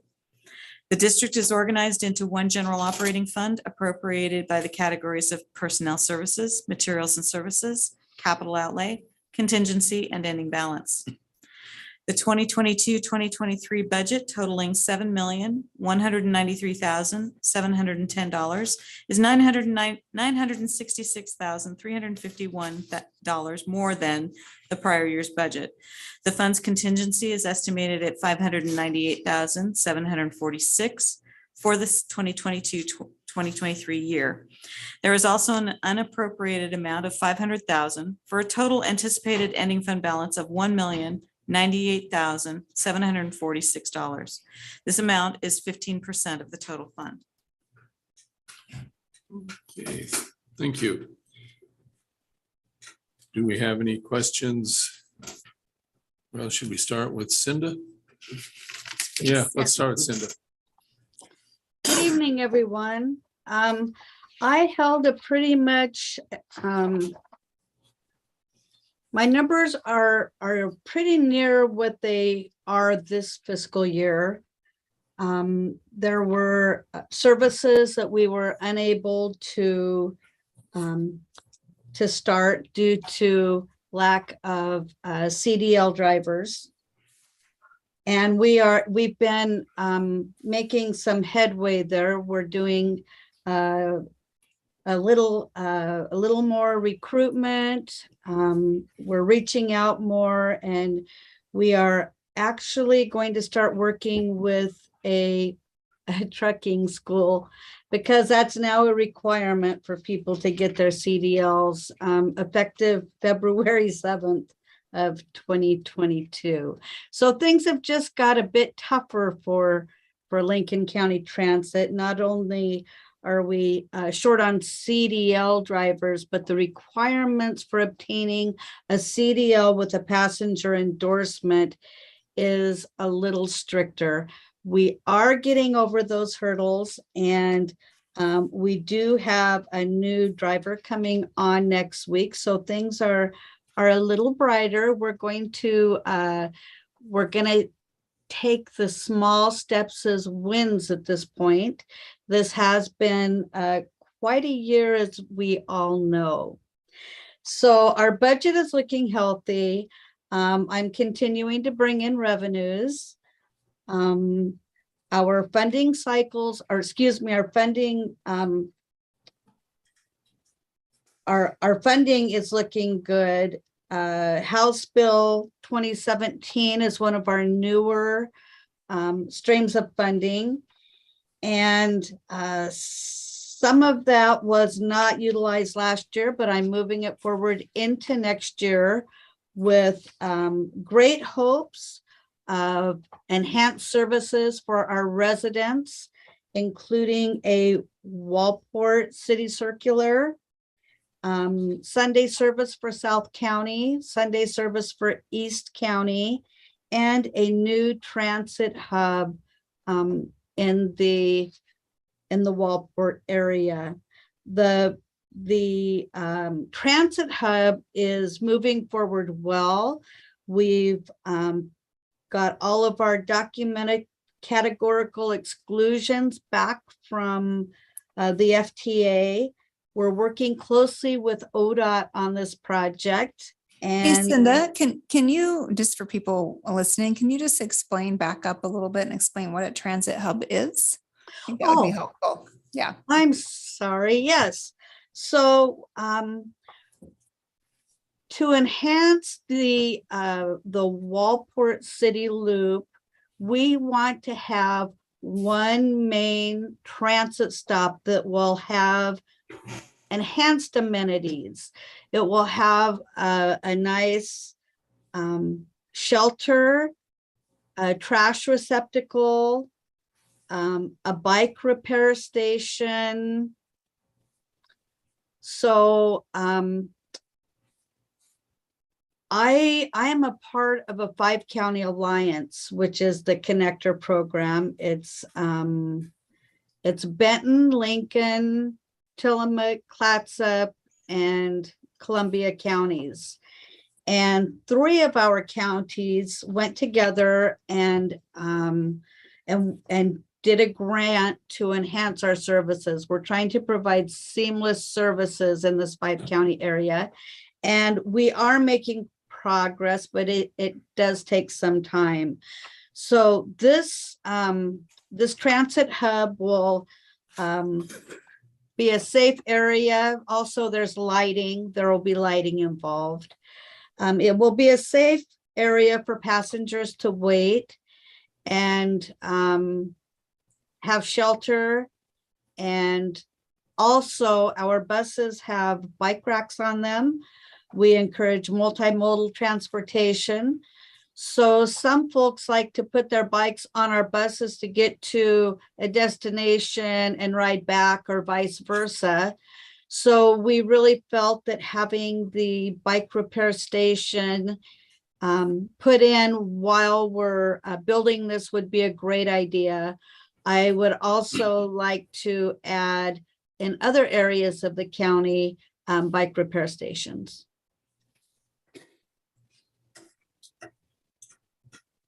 Go ahead, Cinda, finish your thoughts before you explain the. Oh, okay. I have added a little additional for, I think we're all kind of sitting on the edges of our seats wondering what's going to happen to some of our costs. I think I've done a good job at compensating for some of the purchases we'll be looking at. And for the additional fuel costs that we're already seeing. I'm not sure where that's going to go, but I've tried to predict increases. I think it's a safer bet to have a little more than what we need than not enough. So I think we have a pretty solid budget here for the district. Okay, thank you, Cinda. Do we have any questions from the people available in the room? Commissioners? So Cinda, this is Doug. Could you explain the increase in program expenses and other contract services? Those are the really significant increases in the current proposed budget versus the prior year.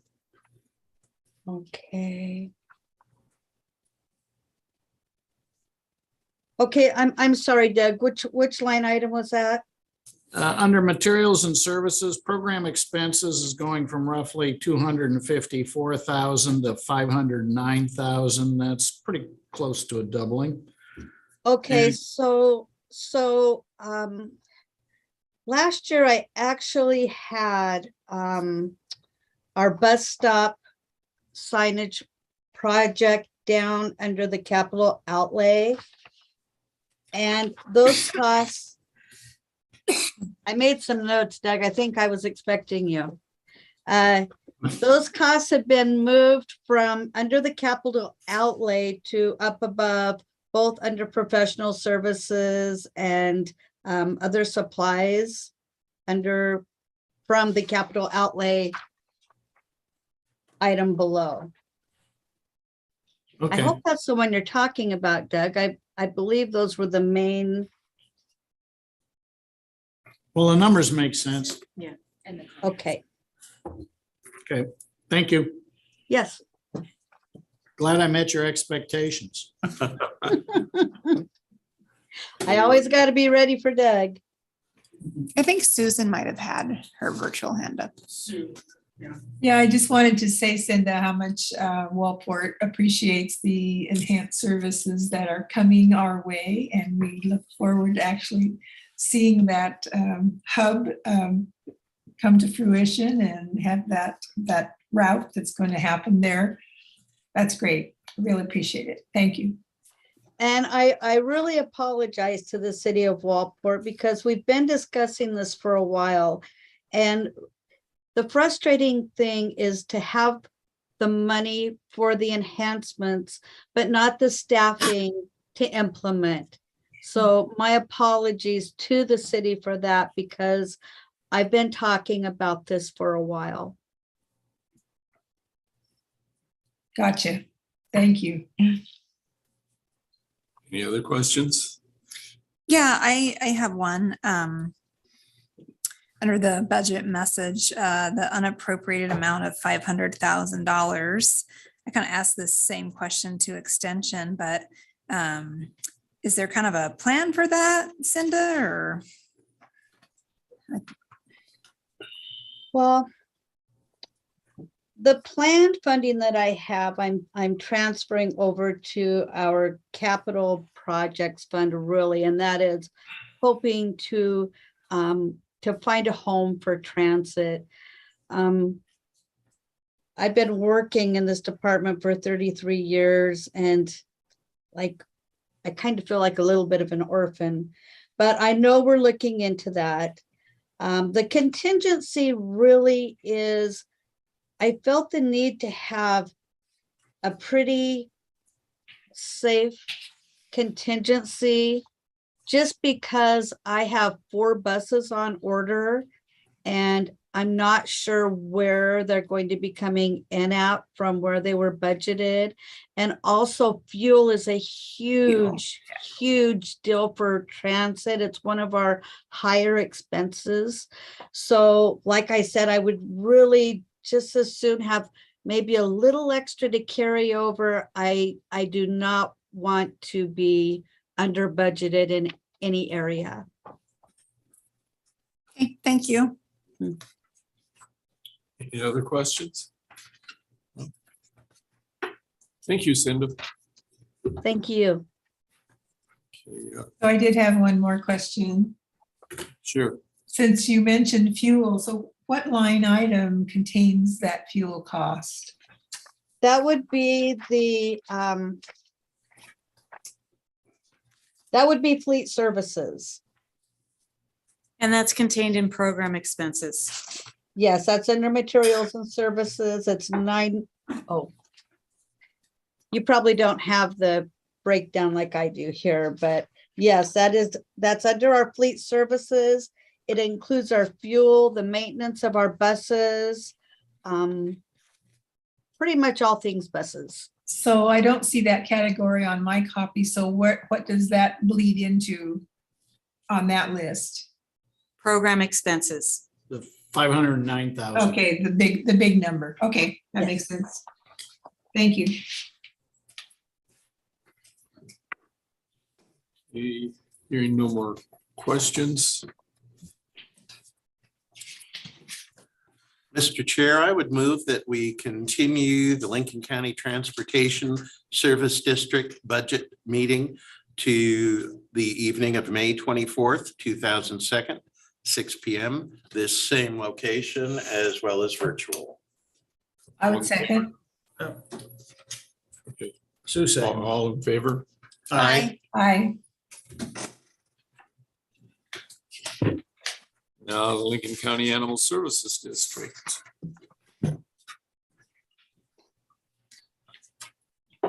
Oh, cute picture, Christine. Every time, call for it. Lincoln County Animal Services District. This budget portrays the expected financial performance of the Lincoln County Animal Services District for the fiscal year 2022, 2023, and shows the operations of the district. The district was approved by voters in the general election of November 2012 with a tax rate of 11 cents per thousand of assessed value. In conformance with Oregon Revised Statutes, Chapter 294, this budget is balanced between its revenue and expenditures. The district is budgeted using the modified accrual basis of accounting, recording revenues at the time they become measurable and available to finance the expenditures of the current period, and recording expenditures at the time liabilities are incurred. Significant revenues include property taxes, dog license fees, and other animal shelter fees. No major changes in financial policies are anticipated for this fiscal year. The district is organized into one general operating fund appropriated by the categories of personnel services, materials and services, capital outlay, contingency, and ending balance. The district's general fund contains two program departments, one for the activities related to animal control, and the second for the operation of the animal shelter. The 2022-2023 budget in the amount of $1,468,198 is larger than the prior year's budget due to position vacancy savings that will be carried forward into the current year. Fiscal 23 expenditures are anticipated to be slightly less than fiscal 22 budget due to changes in staffing that have reduced costs. The fund's contingency is estimated at $394,361 for the 2022-2023 fiscal year and represents the district's anticipated ending balance. The budgeted ending balance is 27% of the fund. Okay, thank you. Does anyone have any questions? We Let's have see if Sheriff representatives. Landers or Yes. our animal shelter manager wants to come up.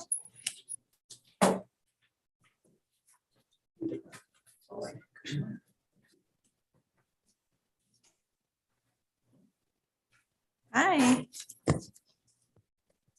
Good evening again, and for the record, I am Curtis Landers, Lincoln County Sheriff.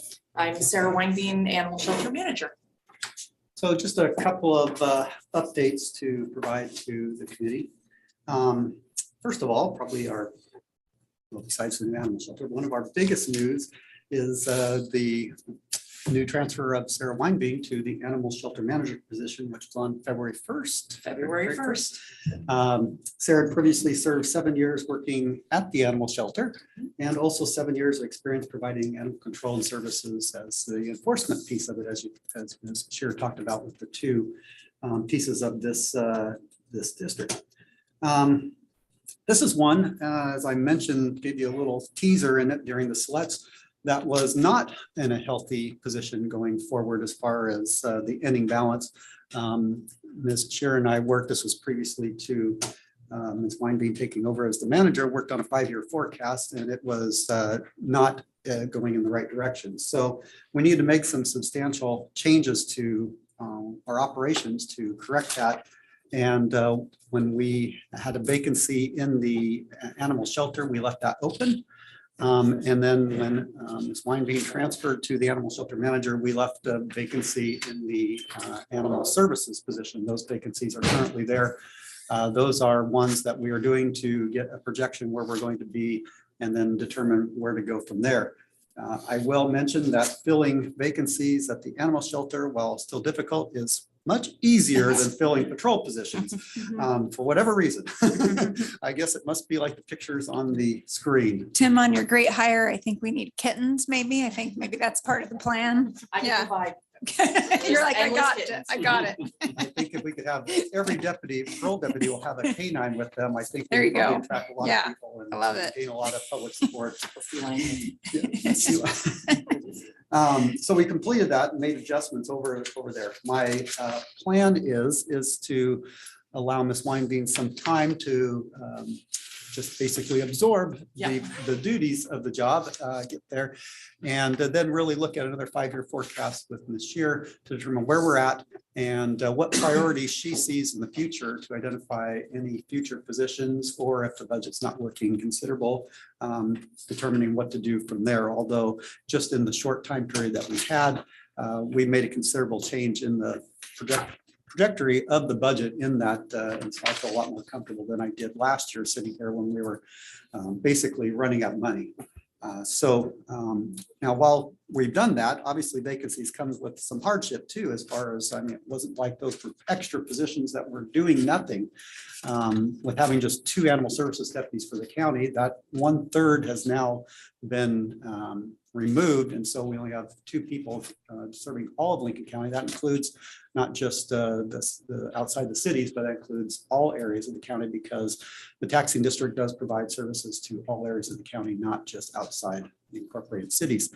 It also creates hardship over at the animal shelter that Sarah can probably go into more description of, but we actually have 1 person out there on leave, and it contributes a hardship there, because we previously had, besides the director, 5 animal care specialists over there. Now we're sitting at 4, so 20% reduction services over there.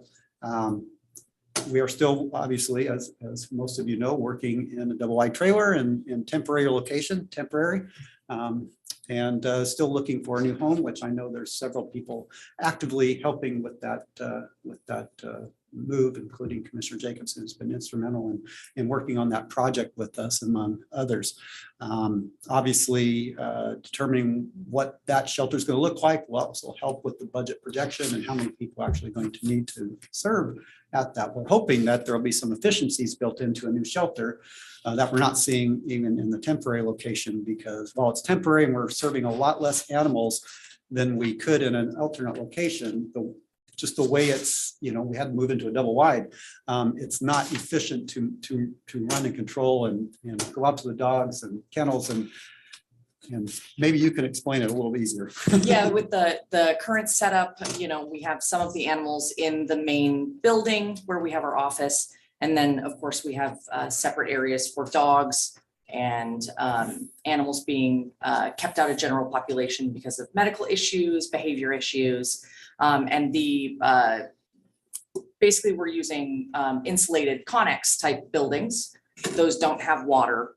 So we're doing a lot of watering of animals with moving. It's just every little task for daily care of the animals just takes a little extra staff time, a little extra work, and a little extra care. So in a building that is built for this, it makes it much more efficient to get the cleaning and feeding done so that we can work on the more desired programs to make the stay at the shelter more enriching for the animals, make them adoption candidates sooner, get them out the door sooner. So I gotta say, Ms. Weinbein, Sarah has done a tremendous job in the short time she's been there. She's got a lot of great ideas, been instrumental in helping with the search for a new animal shelter. The team members over at the shelter, amazing, great attitudes, no matter when you go over there, no matter how busy they are. Just great group of people over there that it's just great to work with. Any other questions? I have one for you that my wife would want me to ask. Oh. What are you gonna do about the deer eating her flowers? I can give you the number to Oregon State Police.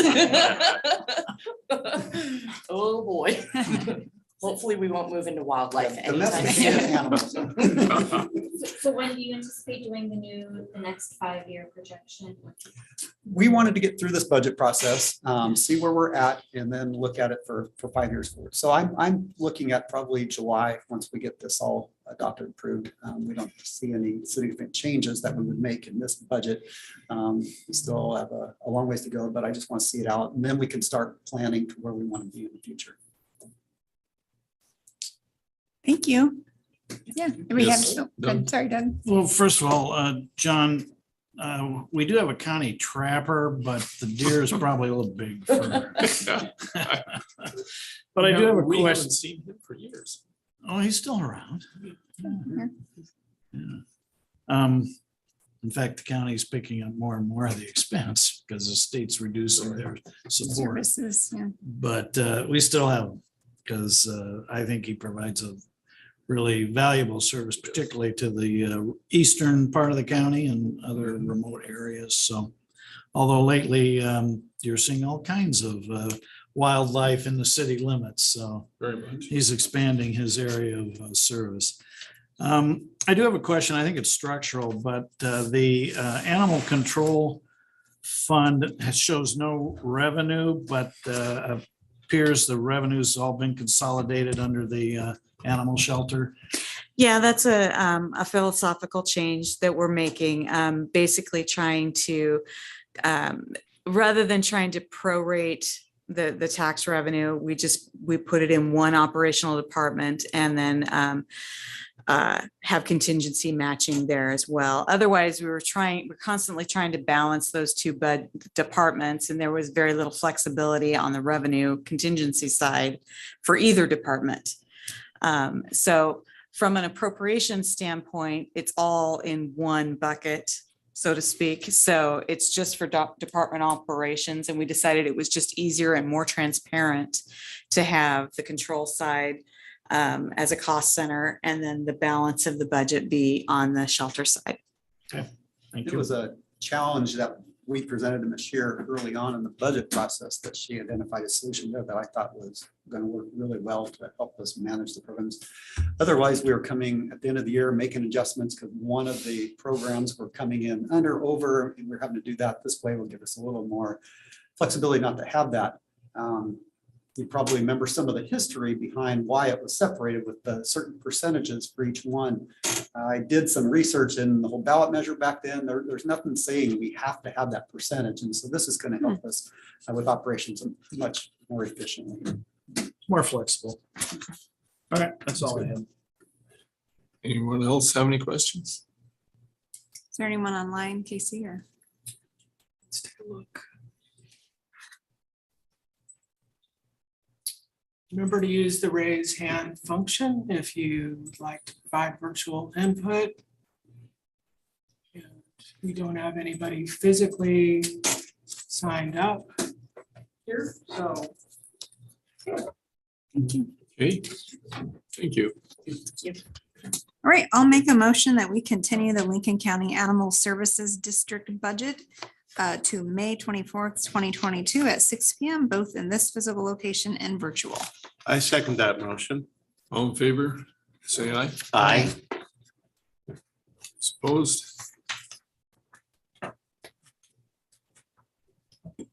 Got it.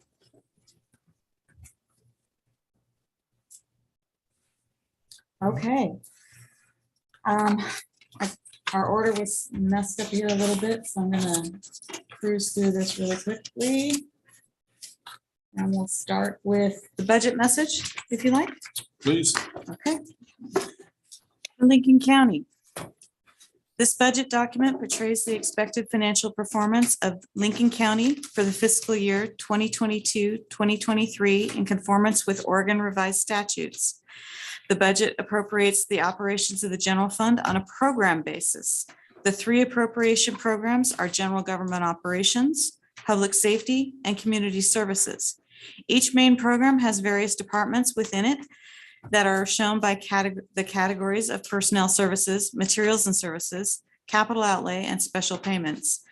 The remaining funds of the county are appropriated by the categories personnel services, materials and services, and capital outlay. Additionally, all funds include separate appropriations for debt service, transfers, and contingency where applicable. Special reserve balances and unappropriated ending balances are included where needed. All funds are presented as balanced between revenue and expenditures as required by Oregon Revised Statutes, Chapter 294. This document is organized on a fund basis. County funds are budgeted and accounted for on the modified accrual basis of accounting.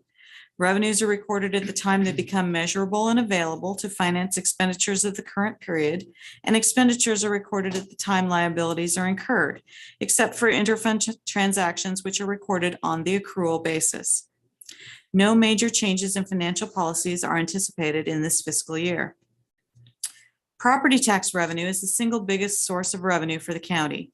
The county's permanent tax rate remains at 2.8202 per thousand of assessed valuation. Other major revenues include intergovernmental revenue, grants and payments received from federal, state, and other local governments, a 10% transient room tax, permits and fees charged for specific activities in the county, and charges for services, amounts charged for direct service provided by the county. The 2022-2023 budget totals $148,389,241, an increase from the current year of $16,054,611. A significant portion of this increase is contained in contingency and reserves and is attributable to an influx of funds related to COVID recovery. The rest is due to normal increases in revenues and expenditures, which includes anticipated resumption of suspended capital investment projects and some other operational activities. The combined countywide contingency and reserve categories amount to $43,868,632 of the total county budget.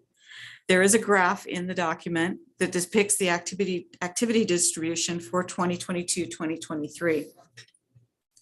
The total general fund proposed budget is $48,667,452. In the general fund, personnel services are increasing by $2,610,761, a 9.7% increase versus the current budget. This increase is attributable to increases in wages due to collective bargaining agreements and increased insurance costs. It should be noted that the county typically does not fully expend budgeted personnel services due to employee turnover savings, and we expect this trend to continue in fiscal 2022-2023. Materials and services are increasing slightly by 1.7% or $186,479, due largely to the resumption of travel and training that was curtailed during the pandemic.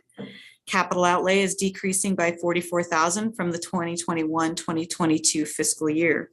Reserves for the general fund for fiscal year 2022-2023 are estimated at $7,051,632, representing 17% of the fund's operating expenditures. This is an improvement of over $1 million from the prior year's budgeted reserves. Thank you. Chair, can we take a brief break? Sure. Like 4 or 5 minutes? That would be great. Thank you. We'll come back at 5 minutes after 8. Great, thanks. Commissioner, will that give you enough time? Yep, Okay. we're good. Why don't we Thanks. make it 10 after? 10 Sure. after? Okay, 10 after. 8:10.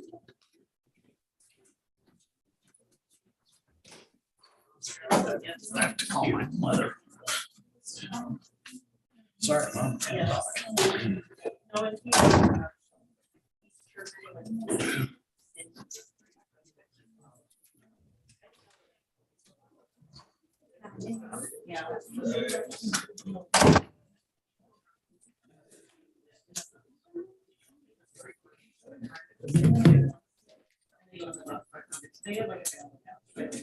Break time.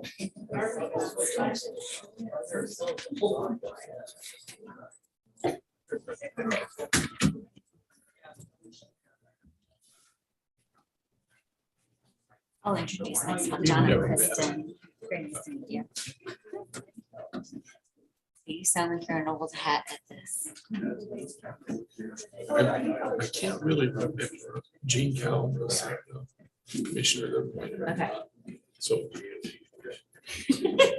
A couple of years ago. 90s, I think. Most of the time I enjoy it. Your guess is as good as mine. I'm guessing this, we've not done compensation. Thank you for your compensation service. committee since I've been here, so I don't know. Thank you for joining us. Yeah.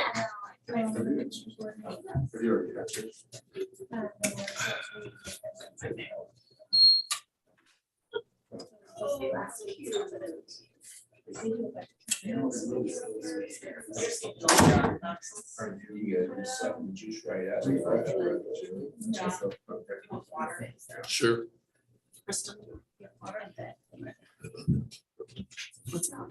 About that much bourbon too. Yeah, I know, sorry.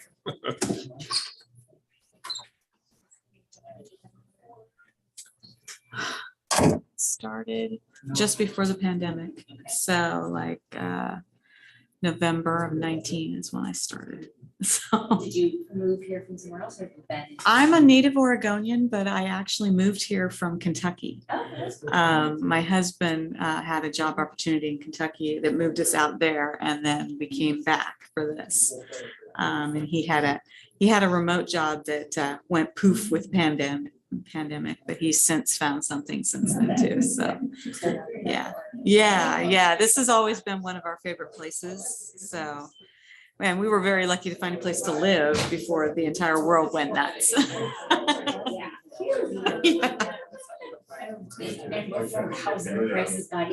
Oh, yeah, I had a crazy conversation with Kentucky, Oh, yeah? and I had to upgrade our membership, in the thing down here, the water thing. I can't even think of what it's called. Where you take all the kids for the fish. The aquarium? The aquarium. Oh, okay, yeah. And so I look online, Newport Aquarium. Yeah, we need. to Oh, there upgrade. is one in Kentucky, yeah. And a fella and I took about half an hour trying to find my membership. Just so we can renew it. We don't have any records. Thank you. That's right. And I gave him the number and he says, that's not the right kind of number. It doesn't. And he mentioned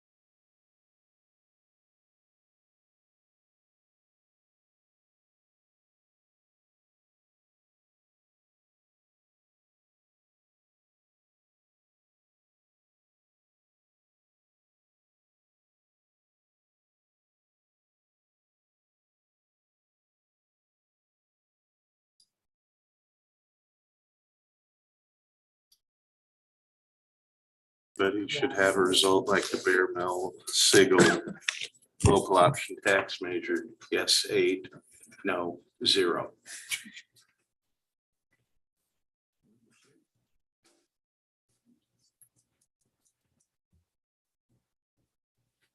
I do this. We're still live.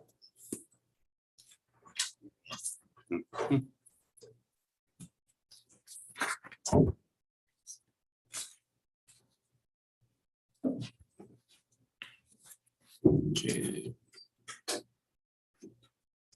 We're done with the statement.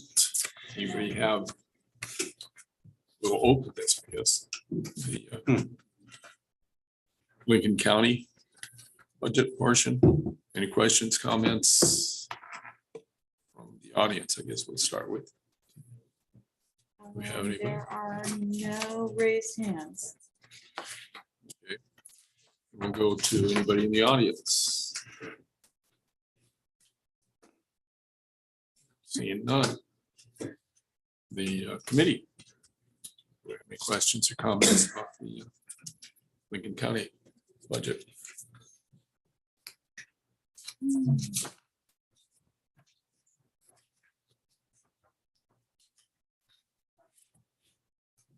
Obvious question that I have.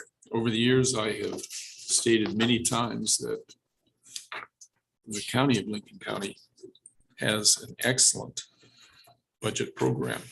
I can't say that this year. I don't like it at all. And that's because the narrative has disappeared. Or you could look at the every segment, whether it's roads or can't even think of any of the other ones right now, where you could read it and see where they were going. You take a look and say, okay, roads have laid down 40 miles of overlay this year. We're looking to lay down 65 next year. Just one of those things where you had a touch, a sense. We never did have that in the health department. I always wanted to have them to say, we served 107 people. And this year we expect to serve 114. And this is why we need to increase our budget. But that isn't here this year at all. You can't see any of it. I think it's important that people can see at a glance what's going on. Or is it? And as far as work for the heads of the departments, that's a minimal amount of work, because if you're the head of a department, you should know how many people you are serving or how many miles of road you're going. So that's something I would like to see back. Can I ask a question for Please. that? So is there, I mean, you've been on this, I think, longer than anybody, maybe. Is there a particular year or a particular one that you remember that you really liked? If we were to kind of bring that back, is there a 4 or 5 years ago, you thought those were the best? Okay. because it kept getting better every year. Doug? Correct me if I'm wrong, but are these narratives in process? The department directors are being asked to write them. And we will have them for the final budget when it's adopted, but because of time constraints, they're not included in this document. Okay. But I expect they'll be more comprehensive than they have been historically. Yeah. So point well taken, but it's in process and should be completed when this document comes before the Board of Commissioners for final adoption, which is sometime in June. Point well taken. Is when I'm explaining to my friends and neighbors, I need something like that to look at. It will be. Very good. Yeah, and I think the other thing that that we're working on for this year, besides just the, you know, kind of the narrative for each department, is trying to come up with some kind of stories, like positive budget stories beyond just like paved 8 miles of road or whatever, but kind of maybe the nuanced stuff that people don't think about or so I know that Christina had sent some emails out to our M team, kind of looking for those positive stories to share, and maybe stuff that don't, special stuff or different stuff or things that maybe people don't realize. So we're kind of looking to highlight some of those things as well. Yeah, it isn't just the numbers. Yeah, absolutely. Human beings are kind of involved in those numbers. Anybody else have any comments, questions, input, suggestions?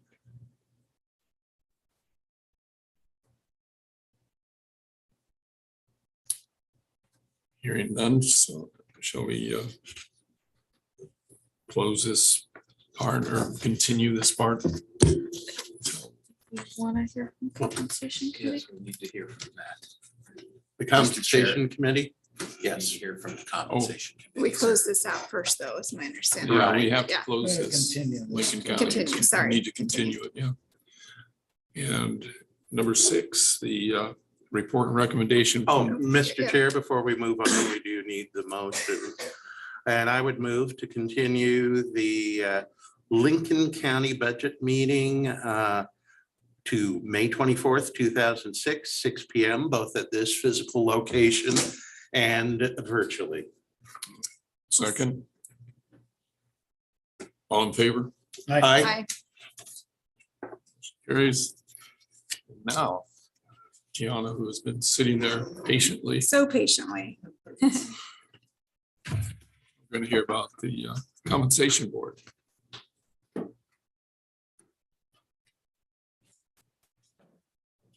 Sure.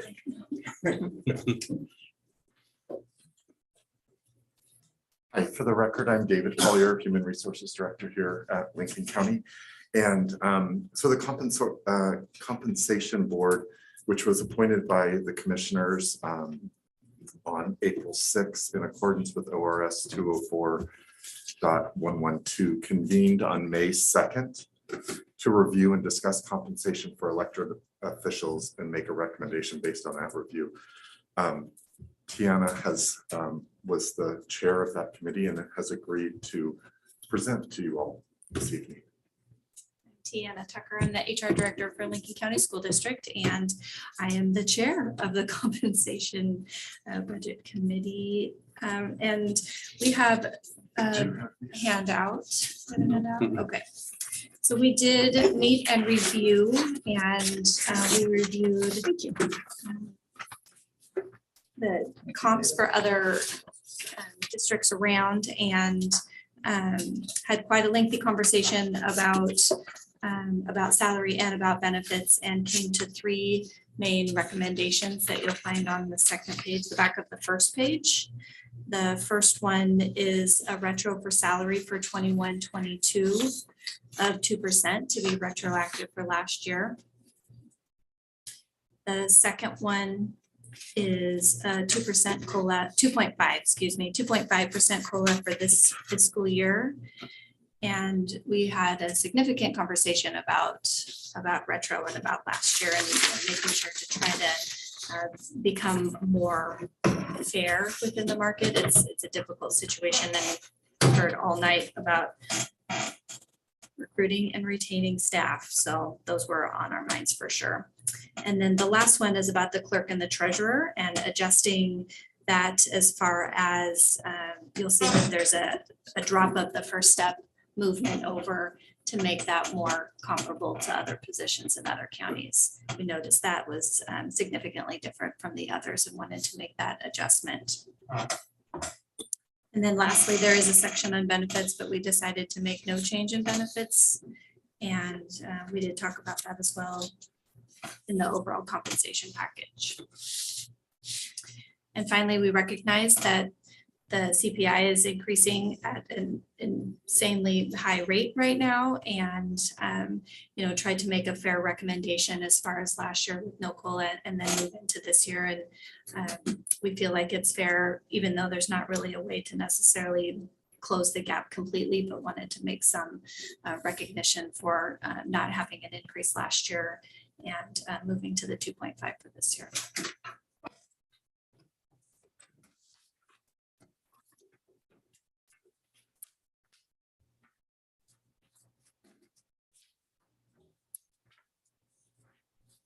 Anyone have any questions? Comments? So it looks to me like as if it were carefully considered and follows the existence in the past of staying solidly low. Essentially, it's not high. I have a couple of questions. One is just a comment that we have had a compensation committee in the past. We kind of renewed that and had a new one started, but it wasn't that we had never had one. So I just kind of wanted to correct that. The second thing, and this is the first time I've seen this, but the second thing I had was there comparisons done to some of our other elected officials that I don't see in here? That there's just no recommendations to be made? Such as our tax assessor. Is one I don't see. And it was just curious if that was reviewed. Sheriff was another one I don't see in here. I can say that there has been a compensation committee. Don Brady was the one who chaired it for years. So Yes. last 10, 15 years. Yeah, my dad was on it and had to step down when I took this office. So I know there was one. He was actually happy to step down and have a reason I'm to. sorry. Yeah. Go ahead. But Commissioner Jacobson, the way I'm reading this is that the recommendation is that the elected officials should receive a 2% COLA retroactive to July 1, 2021. But that So it's everybody. encompasses Okay. all elected officials. So it Except doesn't for name the all of them. sheriff. Huh? Except for the sheriff. Except for the Okay. sheriff whose compensation is Okay. governed differently by Yeah. state law. Mhm. Yeah, thank you, Commissioner. I guess I was looking at kind of salary 2022, 2023, the little sub bullet says after reviewing compensation of our elected officials, the compensation board.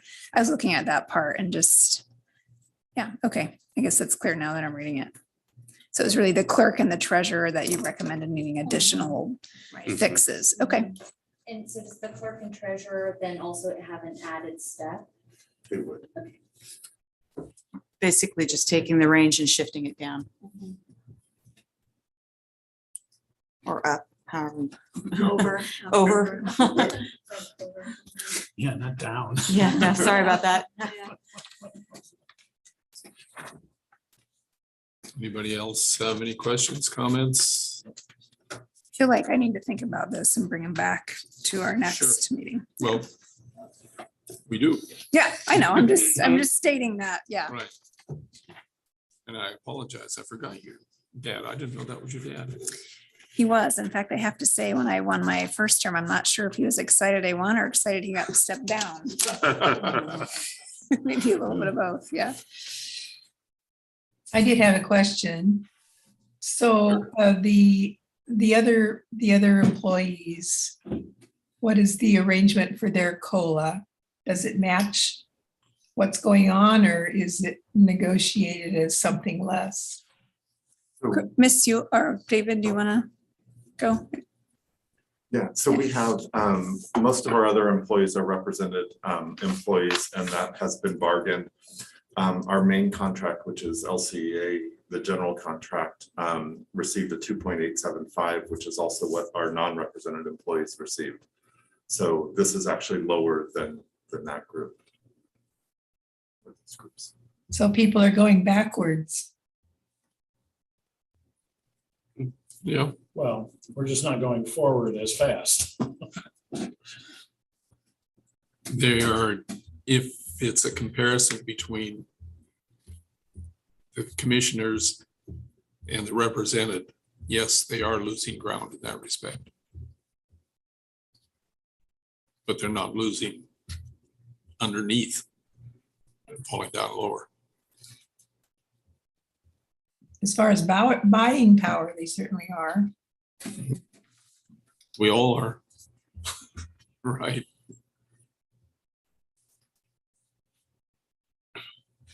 Any other questions?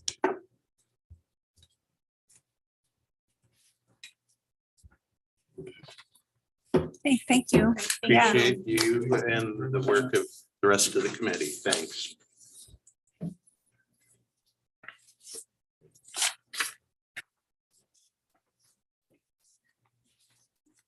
We've heard those recommendations.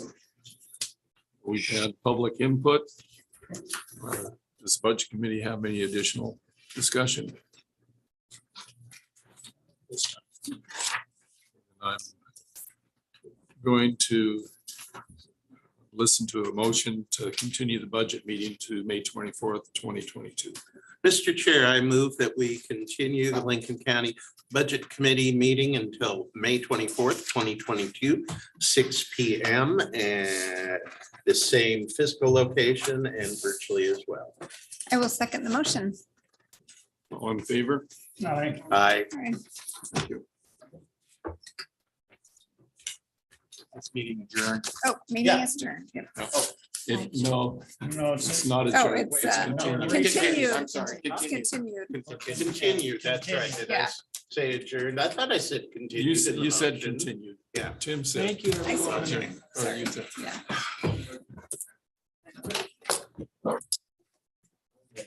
So. It's fixed.